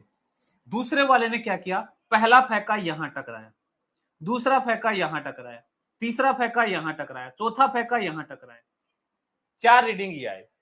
उसने 4 बार फेंका, 4 तीर चलाए, यहां यहां यहां यहां लगे। इसने 4 तीर चलाए, यहां यहां यहां लगे। यदि तुमसे पूछा जाए कि कौन से वाले की जो तीरंदाजी है वो ज्यादा एक्यूरेट है, मोर एक्यूरेट कौन सी है, मोर एक्यूरेट, तो जवाब आएगा ये, मोर एक्यूरेट। एक्चुअल में ये निशाने के पास तक गया है, ये भी निशाने के पास है, ये भी निशाने के पास है, ये थोड़ा दूर है, ये थोड़ा दूर है, लेकिन निशाने के पास गया। एक्यूरेसी मतलब हमारे टारगेट के पास तक पहुंचाई, ये ज्यादा एक्यूरेट है। लेकिन ये वाला एक्यूरेट कम है, less accurate but more precise है, मोर प्रिसाइज है। इसका जो काम है बिल्कुल सटीकता के साथ है। ये उस एक्चुअल टारगेट के पास नहीं जा रहा है, लेकिन बहुत अच्छा टारगेट है। ये ही यदि अपना टारगेट यहां पे ले आता तो ये ज्यादा एक्यूरेट भी होता और ज्यादा प्रिसाइज भी होता। तो प्रिसाइजनेस बताती है कि तुम जो काम कर रहे हो, तुम्हारी जो रीडिंग्स है कितनी पास पास में, एक दूसरे के पास पास में, तुम्हारी रीडिंग कितना एक दूसरे के पास पास में, मोर प्रिसाइज होगा। लेकिन वो जो तुम्हारी रीडिंग है वो एक्चुअल रीडिंग के कितना पास है, that will decide accuracy, that will decide accuracy. बोलो, क्या ये बात समझ में आया? व्हाट इज एक्यूरेसी और प्रिसीजन? हाँ भाई, बोलो बोलो बोलो बोलो बोलो। एक्यूरेसी बताता है कि हमारा जो रिजल्ट है वो एक्चुअल वैल्यू के कितना नजदीक है। मतलब जितना कम एरर होगा, जितना कम परसेंटेज एरर होगा, उतना ज्यादा एक्यूरेट होगा। नॉर्मल सिचुएशन में जब हमें कुछ भी नहीं दिया हो, एक रीडिंग दे दी जाए, सिर्फ एक रीडिंग दे दी जाए, बोला कि कितना एक्यूरेट है, प्रिसीजन, तो हम उसमें परसेंटेज एरर निकालते हैं। जितना कम परसेंटेज एरर होगा, उतना ज्यादा एक्यूरेट होगा। अब वो कैसे निकालेंगे वो आगे सीखेंगे, परसेंटेज एरर कैसे निकालते हैं। जैसे यहां पे देखो, ग्रेटर एक्यूरेसी, पता है किसी भी मेजरमेंट में ज्यादा एक्यूरेसी किस में चाहिए, ज्यादा एक्यूरेसी किस क्वांटिटी को मेजर करने के लिए चाहिए, ज्यादा ग्रेटर मतलब बड़ी फिजिकल क्वांटिटी के लिए चाहिए, large size of physical quantity, smaller physical quantity, large distance measurement के लिए ज्यादा एक्यूरेसी किस लिए चाहिए। एक्चुअल में इसके पास ऑप्शन ज्यादा थे नहीं, ये जो बड़े वाले ना ये गलत हैं, ग्रेटर ग्रेटर ये जो है ना गलत है। छोटी क्वांटिटी को मेजर करने के लिए ज्यादा एक्यूरेसी की जरूरत होती है, ध्यान से समझना क्यों। लॉजिक बताता हूं। मान लो आपको दो लेंथ मेजर करनी है, आपको दो लेंथ मेजर करनी है, एक है 20 सेंटीमीटर और एक है 250 सेंटीमीटर, दो लेंथ मेजर करनी है। ध्यान से सुनना, तुम्हारे पास एक इंस्ट्रूमेंट है जो 1 सेंटीमीटर की एरर देता है, इसमें एरर है 1 सेंटीमीटर, इसमें भी तुमने मेजर किया एरर 1 सेंटीमीटर। तुम्हारे पास जो इंस्ट्रूमेंट है वो 1 सेंटीमीटर की एरर देता है, तुमने उससे एक छोटी क्वांटिटी मेजर की, तुमने उससे एक बड़ी क्वांटिटी मेजर की। क्या लगता है, देखो बोलने में तो दोनों एरर सेम है, बोलो हाँ या ना, दोनों ही रीडिंग में जो एरर है वो सेम है, लेकिन फिर भी हम जानते हैं अंदर कहीं ना कहीं कि एरर तो सेम है दोनों में, इसमें भी 1 सेंटीमीटर का, इसमें भी 1 सेंटीमीटर का, लेकिन इसके लिए 1 सेंटीमीटर खतरनाक हो सकता है और इसके लिए 1 सेंटीमीटर इतना खतरनाक नहीं है। 250 सेंटीमीटर में 1 सेंटीमीटर की एरर दे रहे हो, ज्यादा बड़ी नहीं है, लेकिन 20 सेंटीमीटर में 1 सेंटीमीटर की एरर दे रहे हो, बड़ी एरर है। तो यहां परसेंटेज एरर हम निकालते हैं। तो उसमें क्या होता है, जितनी छोटी क्वांटिटी आप मेजर कर रहे हो उसके लिए उतना ही ज्यादा एक्यूरेसी आपको रखनी पड़ेगी। ज्यादा एक्यूरेसी इसलिए रखनी पड़ेगी क्योंकि वो बहुत छोटी है, उसको ज्यादा अच्छे से मेजर करो, अदरवाइज रीडिंग सही नहीं होगी। फॉर एग्जाम्पल, जैसे वही बात ना यार, 1 रुपये की कीमत एक पैसे वाले के लिए कुछ नहीं है, लेकिन एक गरीब आदमी के लिए 1 रुपये की भी कीमत है बेचारे पे। एक जिसको कुछ नहीं मिल रहा, जैसे 10 रुपए मान ले, आजकल 1 रुपया तो खैर क्या ही होता है, 10 रुपए मान ले। अब 10 रुपए किसी को, मैं एक गरीब आदमी को दूं, एक भिखारी को 10 रुपए दूं, उसके लिए बहुत वैल्यू है वो चीज। लेकिन वहीं मैं एक जिसका जो महीने के लाख रुपए कमाता है, उसको मैं 10 रुपए का नोट दूं, उसके लिए वो 10 रुपए कोई वैल्यू नहीं रखेगा। है वो 10 रुपए, वैल्यू पे सेम है, लेकिन डिपेंड कर रहा है हम किसको देना है। सेम ऐसे ही एरर की बात है, 1 सेंटीमीटर का एरर छोटी वाली क्वांटिटी के लिए बहुत बड़ी चीज हो सकती है और बड़ी क्वांटिटी के लिए ज्यादा बड़ी चीज नहीं है। तो इसीलिए ज्यादा एक्यूरेसी हमें छोटे छोटे रीडिंग्स लेने, मतलब छोटे क्वांटिटी के मेजरमेंट में ज्यादा एक्यूरेसी ध्यान रखनी पड़ती है।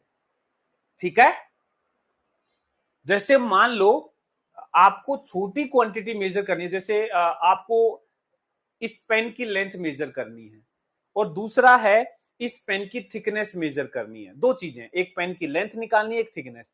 लेंथ आप फिर भी एक स्केल से निकाल सकते हो, एक स्केल लो उससे लेंथ निकाल लो। इसके लिए आपको लेंथ निकालने के लिए आपको कोई दूसरे इंस्ट्रूमेंट पे जाने की इतनी ऐसा जरूरत नहीं है। लेकिन इसकी थिकनेस की बात आती है तो आप एक स्केल के बजाय वर्नियर कैलिपर को ज्यादा प्रेफरेंस दोगे, और उससे भी ज्यादा प्रेफरेंस दोगे एक स्क्रू गेज को। क्यों? क्योंकि छोटी लेंथ आप मेजर कर रहे हो। ऑब्वियस सी बात है, एक कपड़ा नापने के लिए हम वर्नियर कैलिपर का यूज नहीं करेंगे, बड़ा कपड़ा नाप रहे हो उसके लिए वर्नियर कैलिपर का यूज नहीं करेंगे, एक छोटी क्वांटिटी को मेजर करने के लिए वर्नियर कैलिपर का यूज करेंगे। तो वो कहते हैं ना, जहां तलवार से काम होता है वहां तलवार का है, और जहां सुई से वहां सुई से काम लेना है। तो बड़ी बड़ी लेंथ निकालनी है तो आपको नॉर्मल स्केल यूज करने पड़ते हैं, फीता यूज करना पड़ता है, मेजरिंग टेप आता है वो यूज करना पड़ता है। छोटी लेंथ को मेजर करने के लिए आपको अच्छे इंस्ट्रूमेंट मेजर लगाने पड़ते हैं। ठीक है, क्लियर है बात सभी को? चलो ये करो, ये करो, the precision is alternately determined by, बताओ किससे डिटरमाइन करते हैं?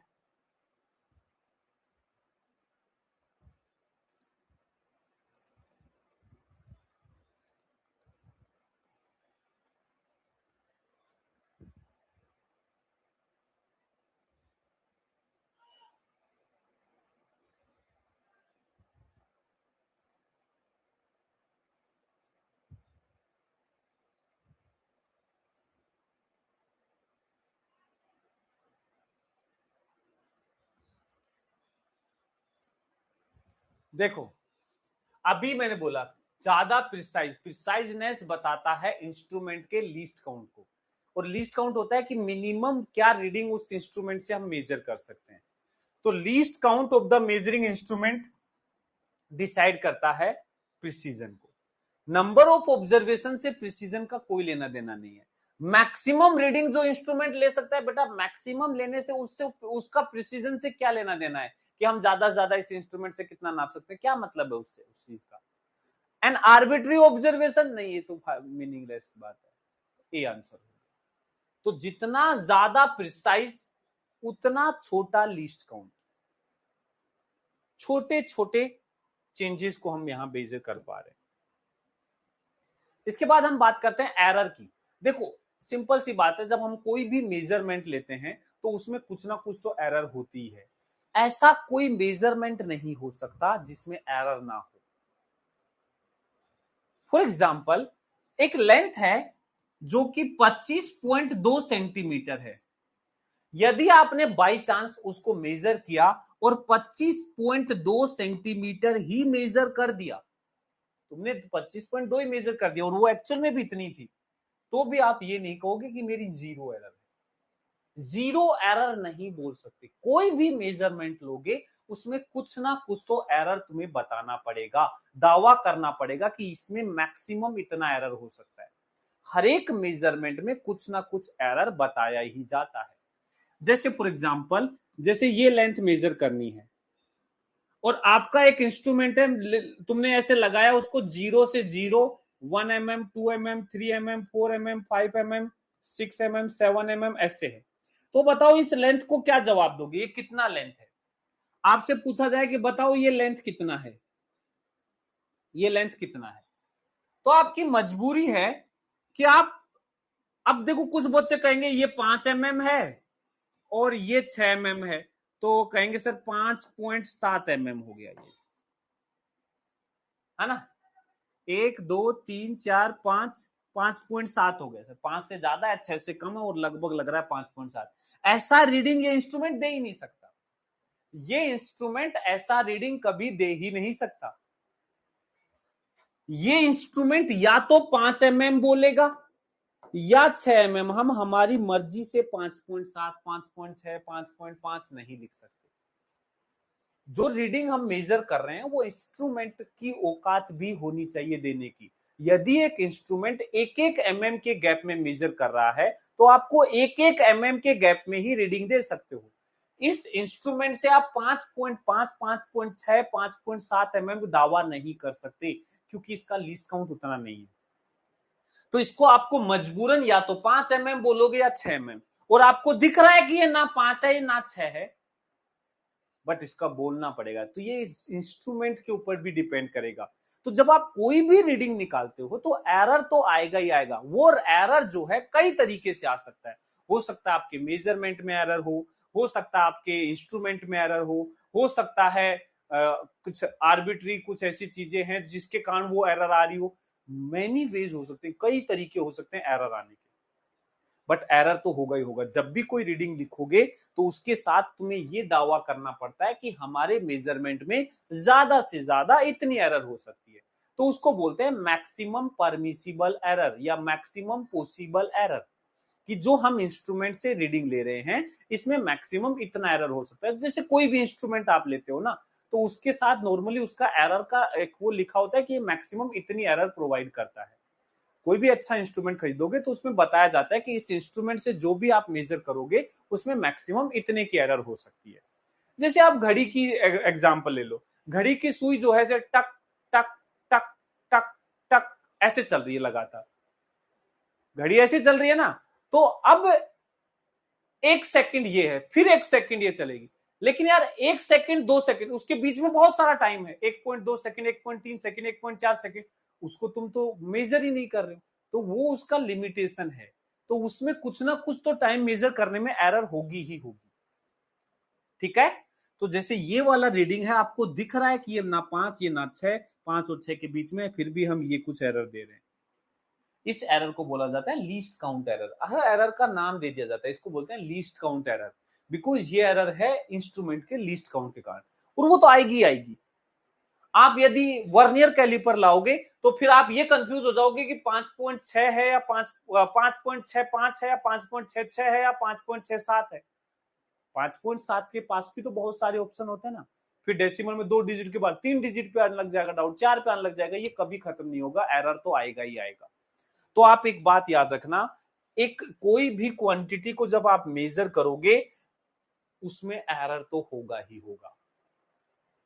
अब एरर कई तरीके की हो सकती है, 2 तरीके में हमने कैटेगराइज किया इसको, एक सिस्टमैटिक एरर और एक रैंडम एरर। इसको समझने से पहले आपको यह समझना पड़ेगा कि पॉजिटिव एरर क्या होती है और निगेटिव एरर क्या होती है। कितने लोगों को पता है पॉजिटिव एरर क्या है, निगेटिव एरर क्या है? कितने लोगों को पता है कि पॉजिटिव एरर क्या है, निगेटिव एरर क्या है? पॉजिटिव एरर का मतलब है तुम एक दुकान पे जाते हो सामान लेने के लिए, चीनी लेने गए दुकान के ऊपर, दुकान पे चीनी लेने गए, तुमने देखा कि जो वेइंग मशीन रखी हुई है उसमें चीनी का एक दाना नहीं रखा है, फिर भी उसकी रीडिंग 20 ग्राम आ रखी है। तो इसका मतलब वो एक्चुअल जो उसकी वैल्यू है उससे 20 ग्राम ज्यादा मेजर, देखो एक्चुअल वहां पे 0 आना चाहिए था लेकिन वो 20 ग्राम दिखा रहा है। अब यदि उससे आप 100 ग्राम चीनी लोगे तो वो 120 ग्राम दिखाएगा, तो एक्चुअल से ज्यादा मेजर कर रहे हो, तुम एक्चुअल से ज्यादा मेजर कर रहे हो, that means positive zero error, positive error है। कैसी एरर है? पॉजिटिव एरर है। जब भी तुम्हारा मेजरमेंट एक्चुअल से ज्यादा होता है तो तुम पॉजिटिव एरर दे रहे हो। सेम उसका उल्टा, एक्चुअल वैल्यू से कम हो रहा है, तुमने एक्चुअल था उससे 100 ग्राम को तुमने 80 ग्राम में मेजर किया, दैट इज निगेटिव एरर। तो एरर 2 तरीके की हो सकती है, पॉजिटिव और निगेटिव। पॉजिटिव मतलब एक्चुअल वैल्यू से ज्यादा मेजर करना, निगेटिव मतलब एक्चुअल वैल्यू से कम मेजर करना। क्या ये बात क्लियर है? पॉजिटिव एरर, निगेटिव एरर क्या होती है? पॉजिटिव एरर मतलब तुमने एक्चुअल वैल्यू से ज्यादा मेजर किया, निगेटिव एरर मतलब एक्चुअल वैल्यू से कम मेजर किया। ठीक है, पॉजिटिव निगेटिव क्लियर हुआ? तो अब देखना सिस्टमैटिक एरर किसे बोलते हैं, सिस्टमैटिक एरर किसे बोलते हैं? सिस्टमैटिक एरर होती है यदि किसी मेजरमेंट में ऐसी कोई एरर है जो या तो हमेशा पॉजिटिव एरर आ रही है, या हमेशा मतलब कोई भी एक ऐसा कारण जिससे हमेशा पॉजिटिव एरर आ रही है या जिससे हमेशा निगेटिव एरर आ रही है, तो ऐसे रीजन को मोस्टली हम सिस्टमैटिक एरर्स में काउंट करते हैं। इसको हम बोलते हैं यूनिडायरेक्शनल एरर। क्या बोलते हैं? Unidirectional error.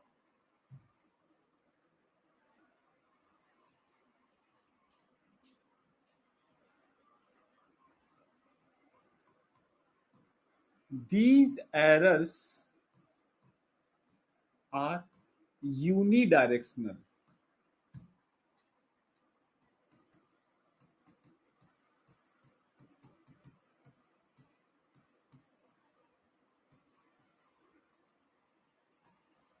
Means either always positive error or always negative error.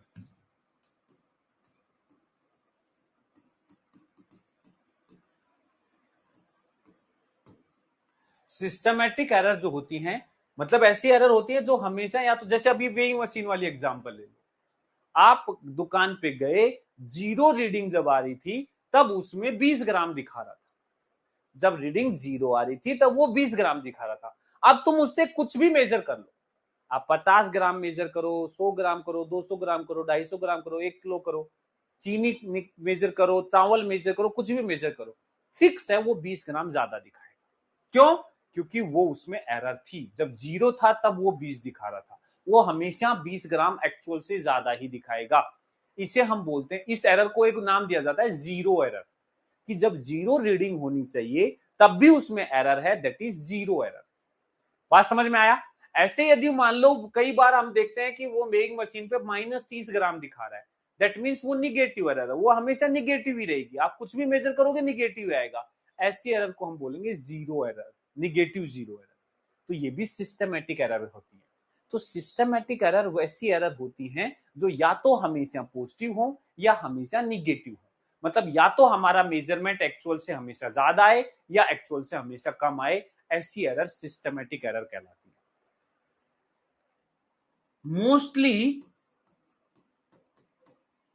cause behind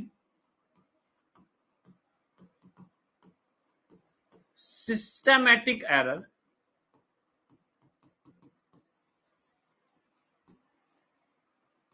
is known to us। Mostly क्या होता है, जो सिस्टमेटिक एरर होती हैं उनके पीछे का कारण हमें पता होता है। जैसे वेइंग मशीन वाला ही है, मुझे पता है कि 0 दिखा रहा है तब भी ये यार 20 ग्राम दिखा रहा है, तो मुझे पता है कि ये 20 ग्राम एरर देता है, तो मैं उसके हिसाब से हैंडल कर लूंगा।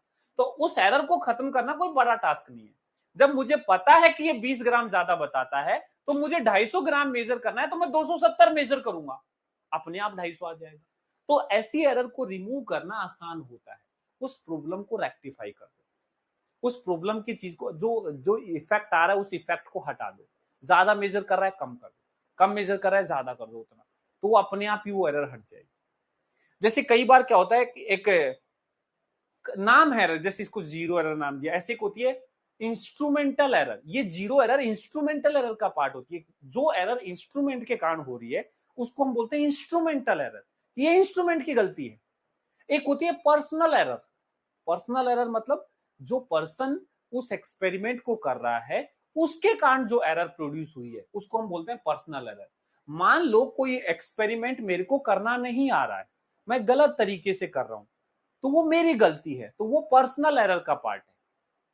जैसे फॉर एग्जांपल मोस्टली क्या होता है कि एक होती है कि पैरेलक्स एरर नाम की एक एरर होती है। उसमें क्या होता है, एक केमिस्ट्री का एक्सपेरिमेंट कर रहे हो जिसमें एक ट्यूब लगी हुई है सामने टेबल के ऊपर, और उसके अंदर कुछ लिक्विड डाल रहे हो, तुम्हें 20 ml लिक्विड भरना है और उस पर निशान बने हुए हैं, उस ट्यूब के ऊपर ऐसे निशान बने हुए होते हैं। ठीक है, तुम ये एक्सपेरिमेंट कर रहे हो, 20 ml इसमें कोई सॉल्यूशन भरना है तुम्हें, 20 ml का सॉल्यूशन तुम्हें इसमें भरना है। ठीक है, लेकिन तुम्हारी हाइट मान लो ज्यादा है, तुम नॉर्मल हाइट से बड़े हाइट के हो, तो अब क्या होगा, जब तुम्हारी आंखें यहां हैं, तुम्हारी हाइट बड़ी है तो ये ट्यूब नीचे रह गई, तुम्हारी हाइट ऊपर है।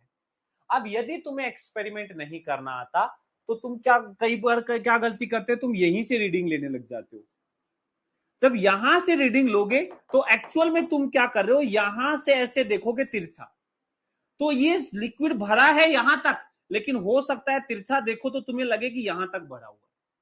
तो जो एक्चुअल इसकी रीडिंग है इससे तुम क्या करोगे, ज्यादा मेजर कर दोगे। देखो एक्चुअल जितना भरा है उससे तुम ज्यादा मेजर कर दोगे।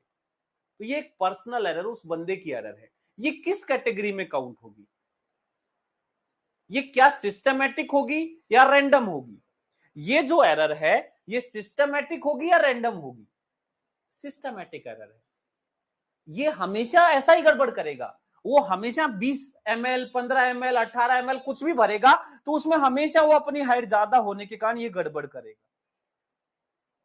तो ये सिस्टमेटिक एरर, उसको सिखाना है कि भाई ऐसे मत करो, जब भी तुम्हें रीडिंग लेनी होती है तुम्हारी आंख को इस लेवल पे ले जाओ जहां तक लिक्विड भरा है और फिर रीडिंग निकालो। उसको सिखा दो, ये एरर खत्म हो जाएगी। उसको सिखा दोगे तो ये एरर खत्म हो जाएगी। क्या ये बात समझ में आई? तो सिस्टमेटिक एरर को दूर करना बड़ा आसान है। To remove this systematic error या सिस्टमेटिक एरर,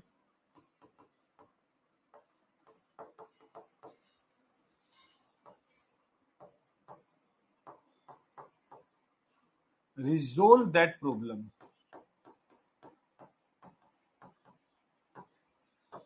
or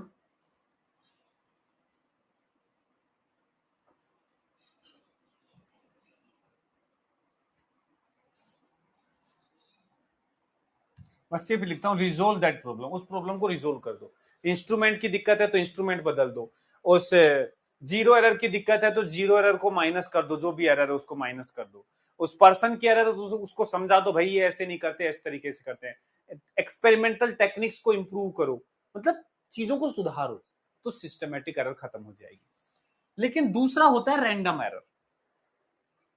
दूसरा होता है रैंडम एरर, इसका नाम ही है रैंडम, इसका नाम ही है रैंडम। ये रैंडम होती है। रैंडम मतलब हमें कुछ नहीं पता कि वो एक्चुअल रीडिंग से ज्यादा देगी या कम देगी, कभी वो रीडिंग ज्यादा आ रही है, कभी कम आ रही है। रैंडम फ्लैक्चुएशंस जो होते हैं उसके कारण जो एरर आती है उसको हम रैंडम एरर बोलते हैं। रैंडम एरर बाई डायरेक्शनल होती है।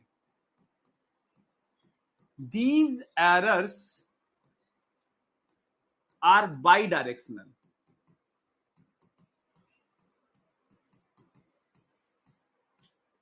मीन्स sometime positive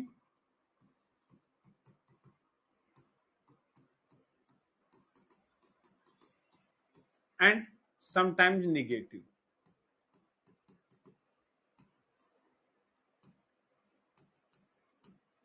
कभी पॉजिटिव होती हैं, कभी निगेटिव होती हैं, कुछ नहीं पता। कभी पॉजिटिव होती है तो कभी निगेटिव होती है। Mostly cause of these errors are not known to us। हमें नहीं पता होता इसका कारण। देखो एक्चुअल में क्या होता है, जैसे वोल्टेज फ्लैक्चुएशन हो गया, जैसे मान लो आप एक अमीटर से रीडिंग ले रहे हो, कोई करंट इलेक्ट्रिसिटी का एक्सपेरिमेंट कर रहे हो, ओम्स लॉ वाला एक्सपेरिमेंट कर रहे हो, आपको मीटर की रीडिंग लेनी है। तो आप जब रीडिंग लेने बैठ रहे हो तो कई बार क्या होता है, देखो हम जानते हैं कि जो सप्लाई वोल्टेज है वो कांस्टेंट नहीं होता है, फ्लैक्चुएशन होते हैं उसमें, कभी ज्यादा कभी कम।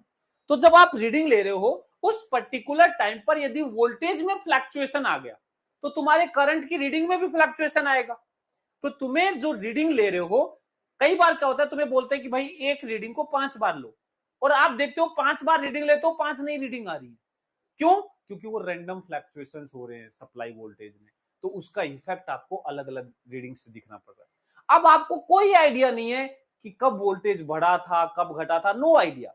बस तुम्हें ये पता है कि इसमें कुछ फ्लैक्चुएशन आए हैं, मैंने 5 बार सेम चीज की रीडिंग ली, 5 बार अलग आई।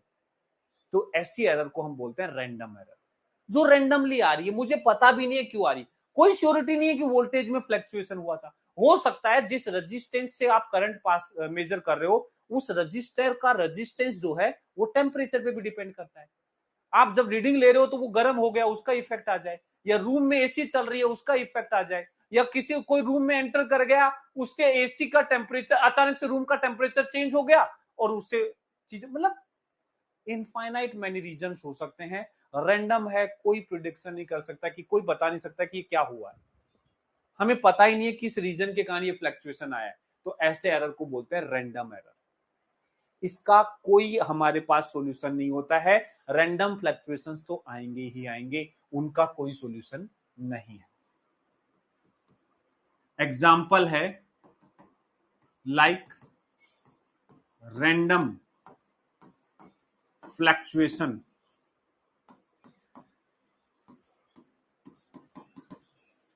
इन सप्लाई वोल्टेज,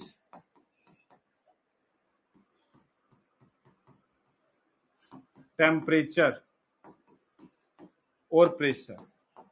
इन चीजों के रैंडम फ्लैक्चुएशन के कारण कोई क्वांटिटी यदि डिस्टर्ब होती है तो इसको हम बोलते हैं रैंडम एरर।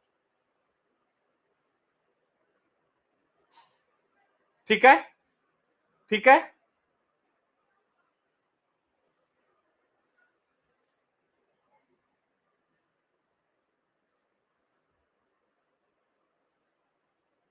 हाँ भाई, इनको हम बोलते हैं रैंडम फ्लक्चुएशन के कारण जो एरर है रैंडम एरर। इसको कैसे रिमूव करें? To reduce random error,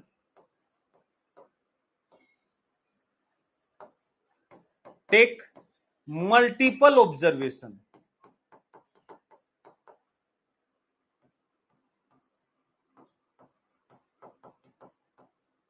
and calculate mean reading. याद रखना, रैंडम एरर जो होती है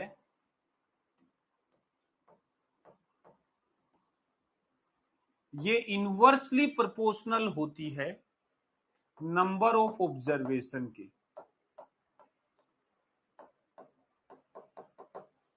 देखो, कई बार तुम्हें बोलते हैं ना कि कोई भी रीडिंग आप जब ले रहे हो तो आप कई बार लो, 5 बार लो, 7 बार लो, 10 बार एक ही चीज की रीडिंग निकालो और फाइनली उन सबको जोड़ के टोटल नंबर से डिवाइड कर दो, मीन वैल्यू निकालो। कभी अब देखो रैंडम एरर में क्या होगा, रैंडम बिल्कुल रैंडम है, कभी ज्यादा आएगी तो कभी कम आएगी। कभी जो रीडिंग निकाल रहे हो उसमें पॉजिटिव एरर होगी तो कभी निगेटिव एरर होगी। जब उन सबका मीन वैल्यू निकालोगे तो मैक्सिमम चांस होंगे कि वो पॉजिटिव निगेटिव एक दूसरे को बैलेंस करके एक एवरेज मीन वैल्यू निकल जाए। जितना ज्यादा रीडिंग का मीन निकालोगे उतना ही ज्यादा एक्यूरेट रीडिंग की तरफ आप शिफ्ट कर रहे होगे, मतलब उतना ही कम एरर होगा। तो रैंडम एरर को हम हटा नहीं सकते, रैंडम एरर को मिनिमाइज किया जा सकता है यूजिंग मल्टीपल ऑब्जर्वेशन टेक्निक। क्या ये बात क्लियर हुई? रैंडम एरर को, रैंडम फ्लक्चुएशन जिसका कारण मुझे पता ही नहीं है, मैं उन फ्लक्चुएशंस को दूर नहीं कर सकता। मैं सिर्फ मल्टीपल ऑब्जर्वेशन लेकर के और उन सबकी मीन वैल्यू निकाल करके इस रैंडम एरर को हटा सकता हूं। और ये तब पॉसिबल हो पाया है क्योंकि रैंडम एरर कभी पॉजिटिव होती है तो कभी निगेटिव होती है। इंस्ट्रूमेंटल एरर, इंस्ट्रूमेंट खराब है उसके कारण जो एरर है वो सिस्टमैटिक एरर है, वो रैंडम एरर नहीं है। रैंडम एरर पता है क्या होती है? लीस्ट काउंट एरर, जो इंस्ट्रूमेंट की जो लीस्ट काउंट एरर होती है वो रैंडम होती है।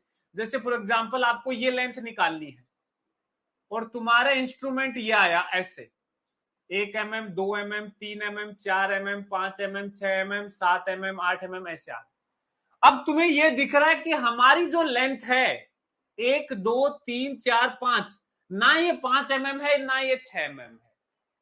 तो यदि मैं 10 लोगों को बुला के पूछूं कि बताओ ये रीडिंग कितनी है और उनको ऑप्शन दूं कि भाई देखो या तो तुम इसको 5 बोलोगे या 6, तो यहां पे आएगा कि कोई इसको 5 mm बोलेगा, कोई इसको 6।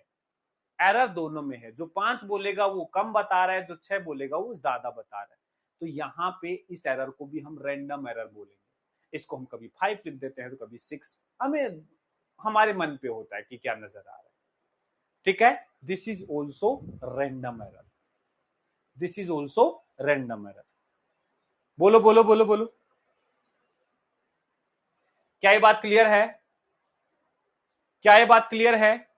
जब भी आपको पहचानना है कि कोई एरर रैंडम है या सिस्टमेटिक है, उसको ध्यान से देखो। क्या वो हमेशा यूनिडायरेक्शनल है, मतलब क्या उसका ऑब्जर्वेशन का इफेक्ट जो पड़ रहा है, उसका एरर का इफेक्ट जो पड़ रहा है वो हमेशा पॉजिटिव है या हमेशा निगेटिव है, तब तो सिस्टमेटिक। या वो बिल्कुल रैंडम है, कभी पॉजिटिव कभी निगेटिव, कभी ज्यादा कभी कम, तो वो रैंडम एरर में काउंट होगा। ठीक है, उस सिचुएशन को समझ के फिर जवाब देना होता है। आगे बढ़ते हैं, आगे बढ़ते हैं। Different terms used in errors, ध्यान से सुनना, बहुत इंपॉर्टेंट है, काम की चीजें ध्यान से करेंगे इसको। एक चीज है बहुत बढ़िया, ये बेस क्रिएट करेगी आपके पूरे एरर का।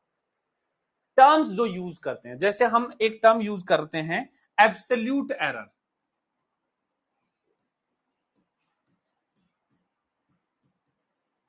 एब्सोल्यूट एरर, बेटा ये जो एब्सोल्यूट वर्ड है ना, एब्सोल्यूट वर्ड, ये मोड मतलब पॉजिटिव बनाने के लिए, मैग्नीट्यूड के लिए यूज किया जाता है एब्सोल्यूट एरर। एब्सोल्यूट एरर होता है it is the magnitude of the difference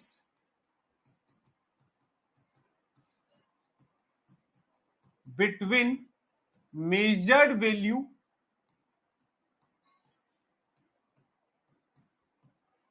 and true value of the quantity.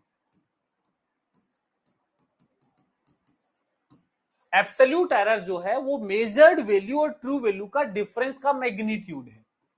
तो एब्सोल्यूट एरर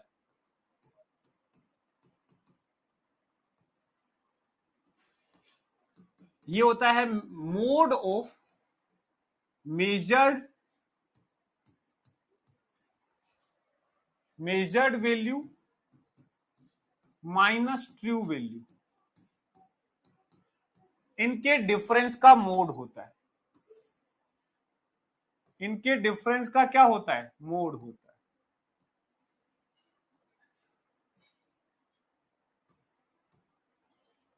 इनके डिफरेंस का क्या होता है? मोड होता है। Mode of measured value minus true value, इसको लिखते हैं डेल्टा ए का मैग्नीट्यूड। ये होता है magnitude of A minus A true. A measured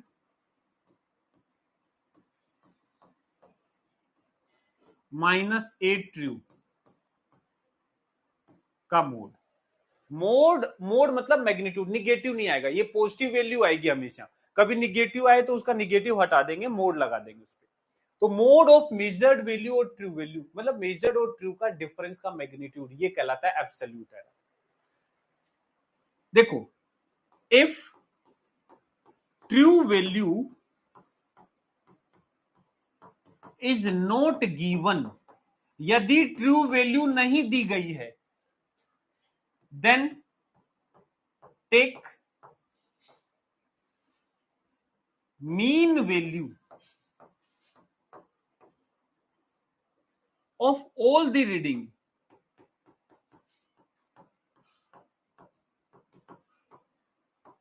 as true value।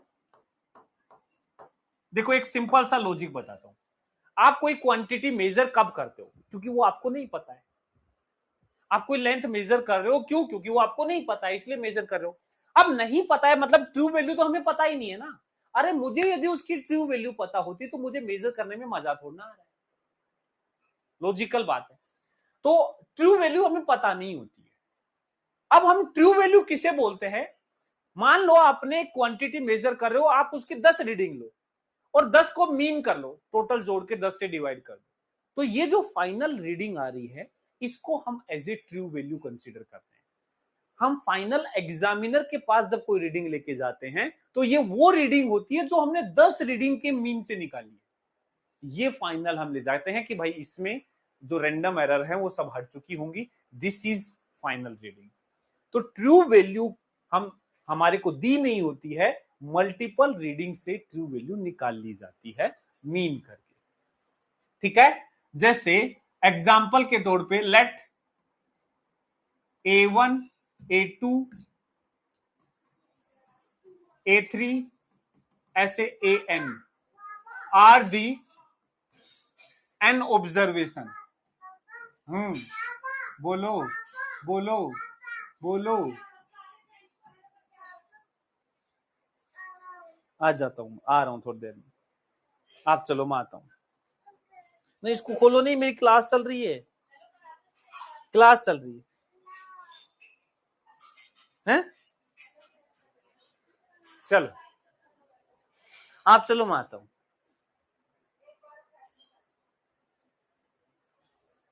Class लेना है आपको भी? बैठ जाओ वहां, क्लास ले लो, पढ़ लो, आ जाओ। गेट नहीं खोलो, आ जाओ, आओ मेरे पास आओ।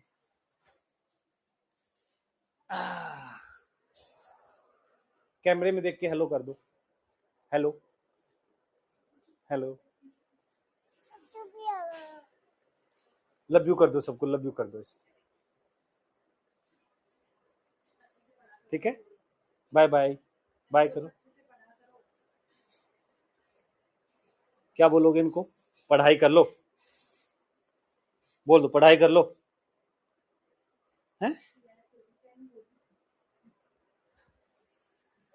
जाओ, मैं आ जाऊंगा। मैं अभी क्लास लेके आ रहा हूँ। हाँ भाई, नेम क्या है? मायरा, मायरा।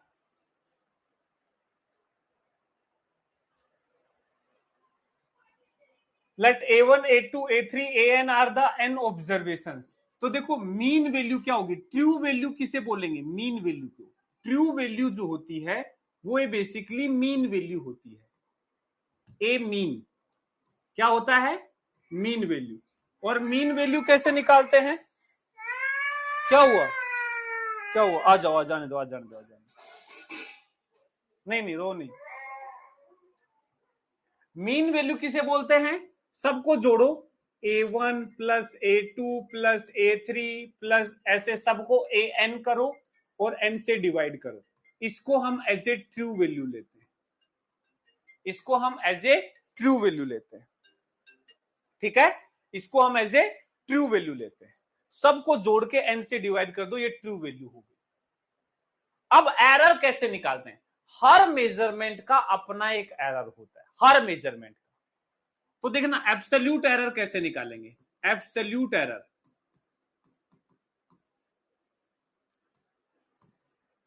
डेल्टा A1, ये है पहले वाली जो रीडिंग है A1, उसका एरर क्या है?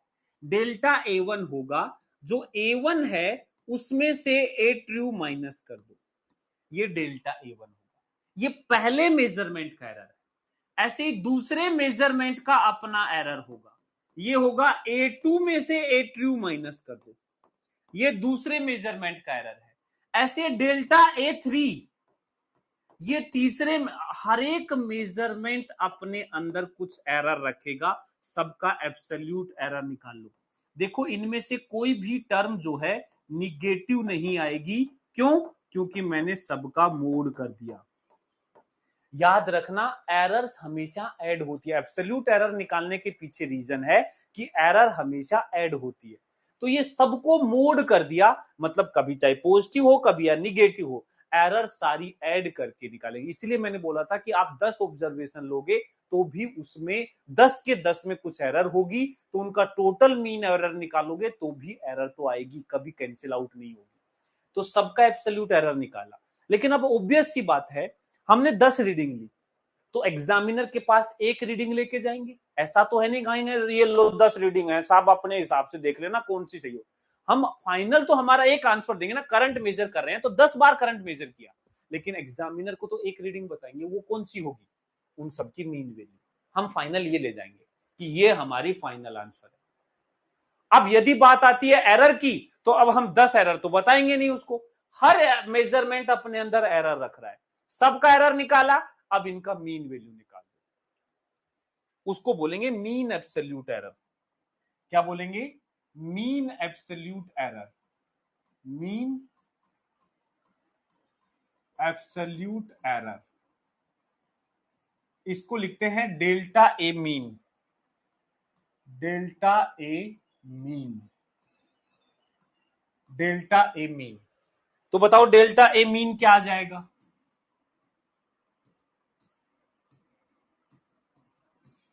ये आ जाएगा delta A1 plus delta A2 plus delta A3 ऐसे डेल्टा AN और टोटल n से डिवाइड कर दो। ये आ गया मीन एब्सोल्यूट एरर। ये क्या आ गया? Mean absolute error. तो फाइनल जो आंसर होगा, फाइनल आंसर जो होगा वो होगा ए mean plus minus delta A mean. ये हमारा फाइनल आंसर। प्लस माइनस का मतलब है हम कुछ नहीं बोल सकते, एरर ये फाइनली जो हमने रीडिंग मेजर की है उसमें प्लस भी हो सकती है माइनस भी हो सकती है। तो हम देखो एरर हमेशा, जब फाइनल, याद रखना, जब भी आप कोई एक्सपेरिमेंट करोगे तो आपका फाइनल रिजल्ट जो है वो कुछ इस तरीके से होना चाहिए। एक वो वैल्यू बताओगे जो तुम फाइनल दावा कर रहे हो कि इसका रीडिंग ये है, साथ में एक एरर बताओगे जहां तुम दावा कर रहे हो कि हमारे मेजरमेंट में ये मैक्सिमम परमिसिबल एरर है। ये होती है maximum possible error in this observation. इस ऑब्जर्वेशन में मैक्सिमम ये एरर हो सकती है, इससे ज्यादा नहीं है। ये तुम दावा कर रहे होते हो। इसका मतलब है तो तुम्हारी जो एक्चुअल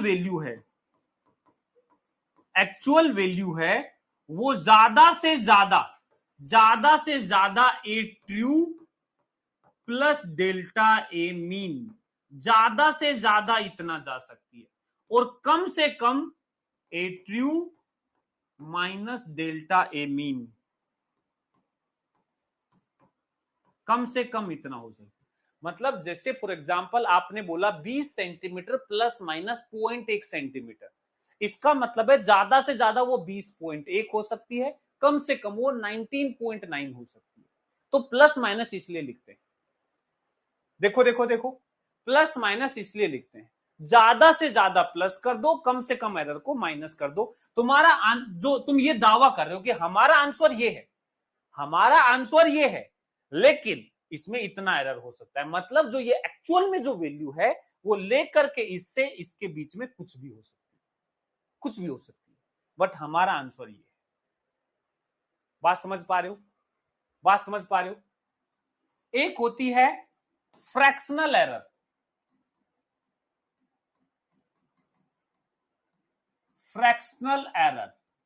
इसे रिलेटिव एरर भी बोलते हैं।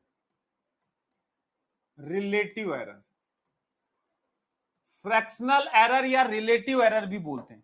रिलेटिव एरर होती है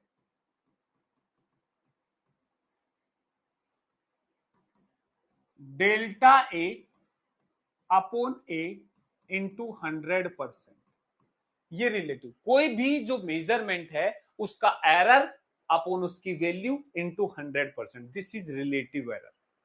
परसेंट नहीं, सॉरी, सिर्फ delta A by A, percent नहीं करना, delta A by A, error upon actual value, error upon actual value, error upon reading, error upon reading, ये कहलाती है रिलेटिव एरर। एक होती है परसेंटेज एरर। परसेंटेज एरर क्या होता है? कुछ नहीं, देखो परसेंटेज एरर को ऐसे लिख देते हैं, परसेंटेज एरर ये होती है डेल्टा ए अपॉन ए गुना 100%, ये परसेंटेज एरर होती है। परसेंटेज एरर होती है delta A by A into 100%। देखो देखो देखो, हाँ देखो डेल्टा ए, देखो परसेंटेज एरर दो तरीके से निकाली जाती है। कई बार परसेंटेज एरर विद साइन भी निकालता है, पर एरर के केस में हम विद साइन यूज नहीं करते हैं। एरर के केस में हम प्लस माइनस यूज करते हैं, प्लस माइनस दिस, तो एरर अपॉन वैल्यू इंटू 100% आ जाए।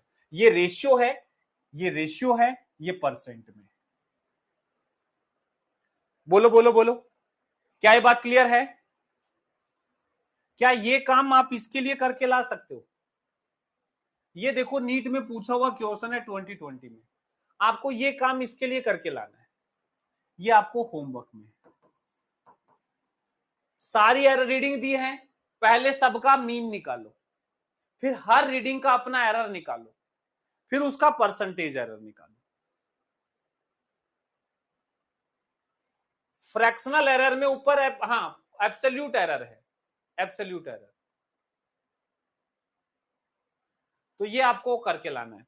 एक ये क्वेश्चन, आपको दोनों क्वेश्चन इसी टाइप के हैं, ये करके लाने, दोनों क्वेश्चन इसी टाइप के हैं, ये करके लाने, ये होमवर्क में दे दिए, ठीक है। और अगली क्लास में हम एरर का बहुत सारा काम करेंगे, वो अगली क्लास में। ओके, ठीक है भाई, okay, bye bye, tata, love you all, मिलते हैं मंडे को।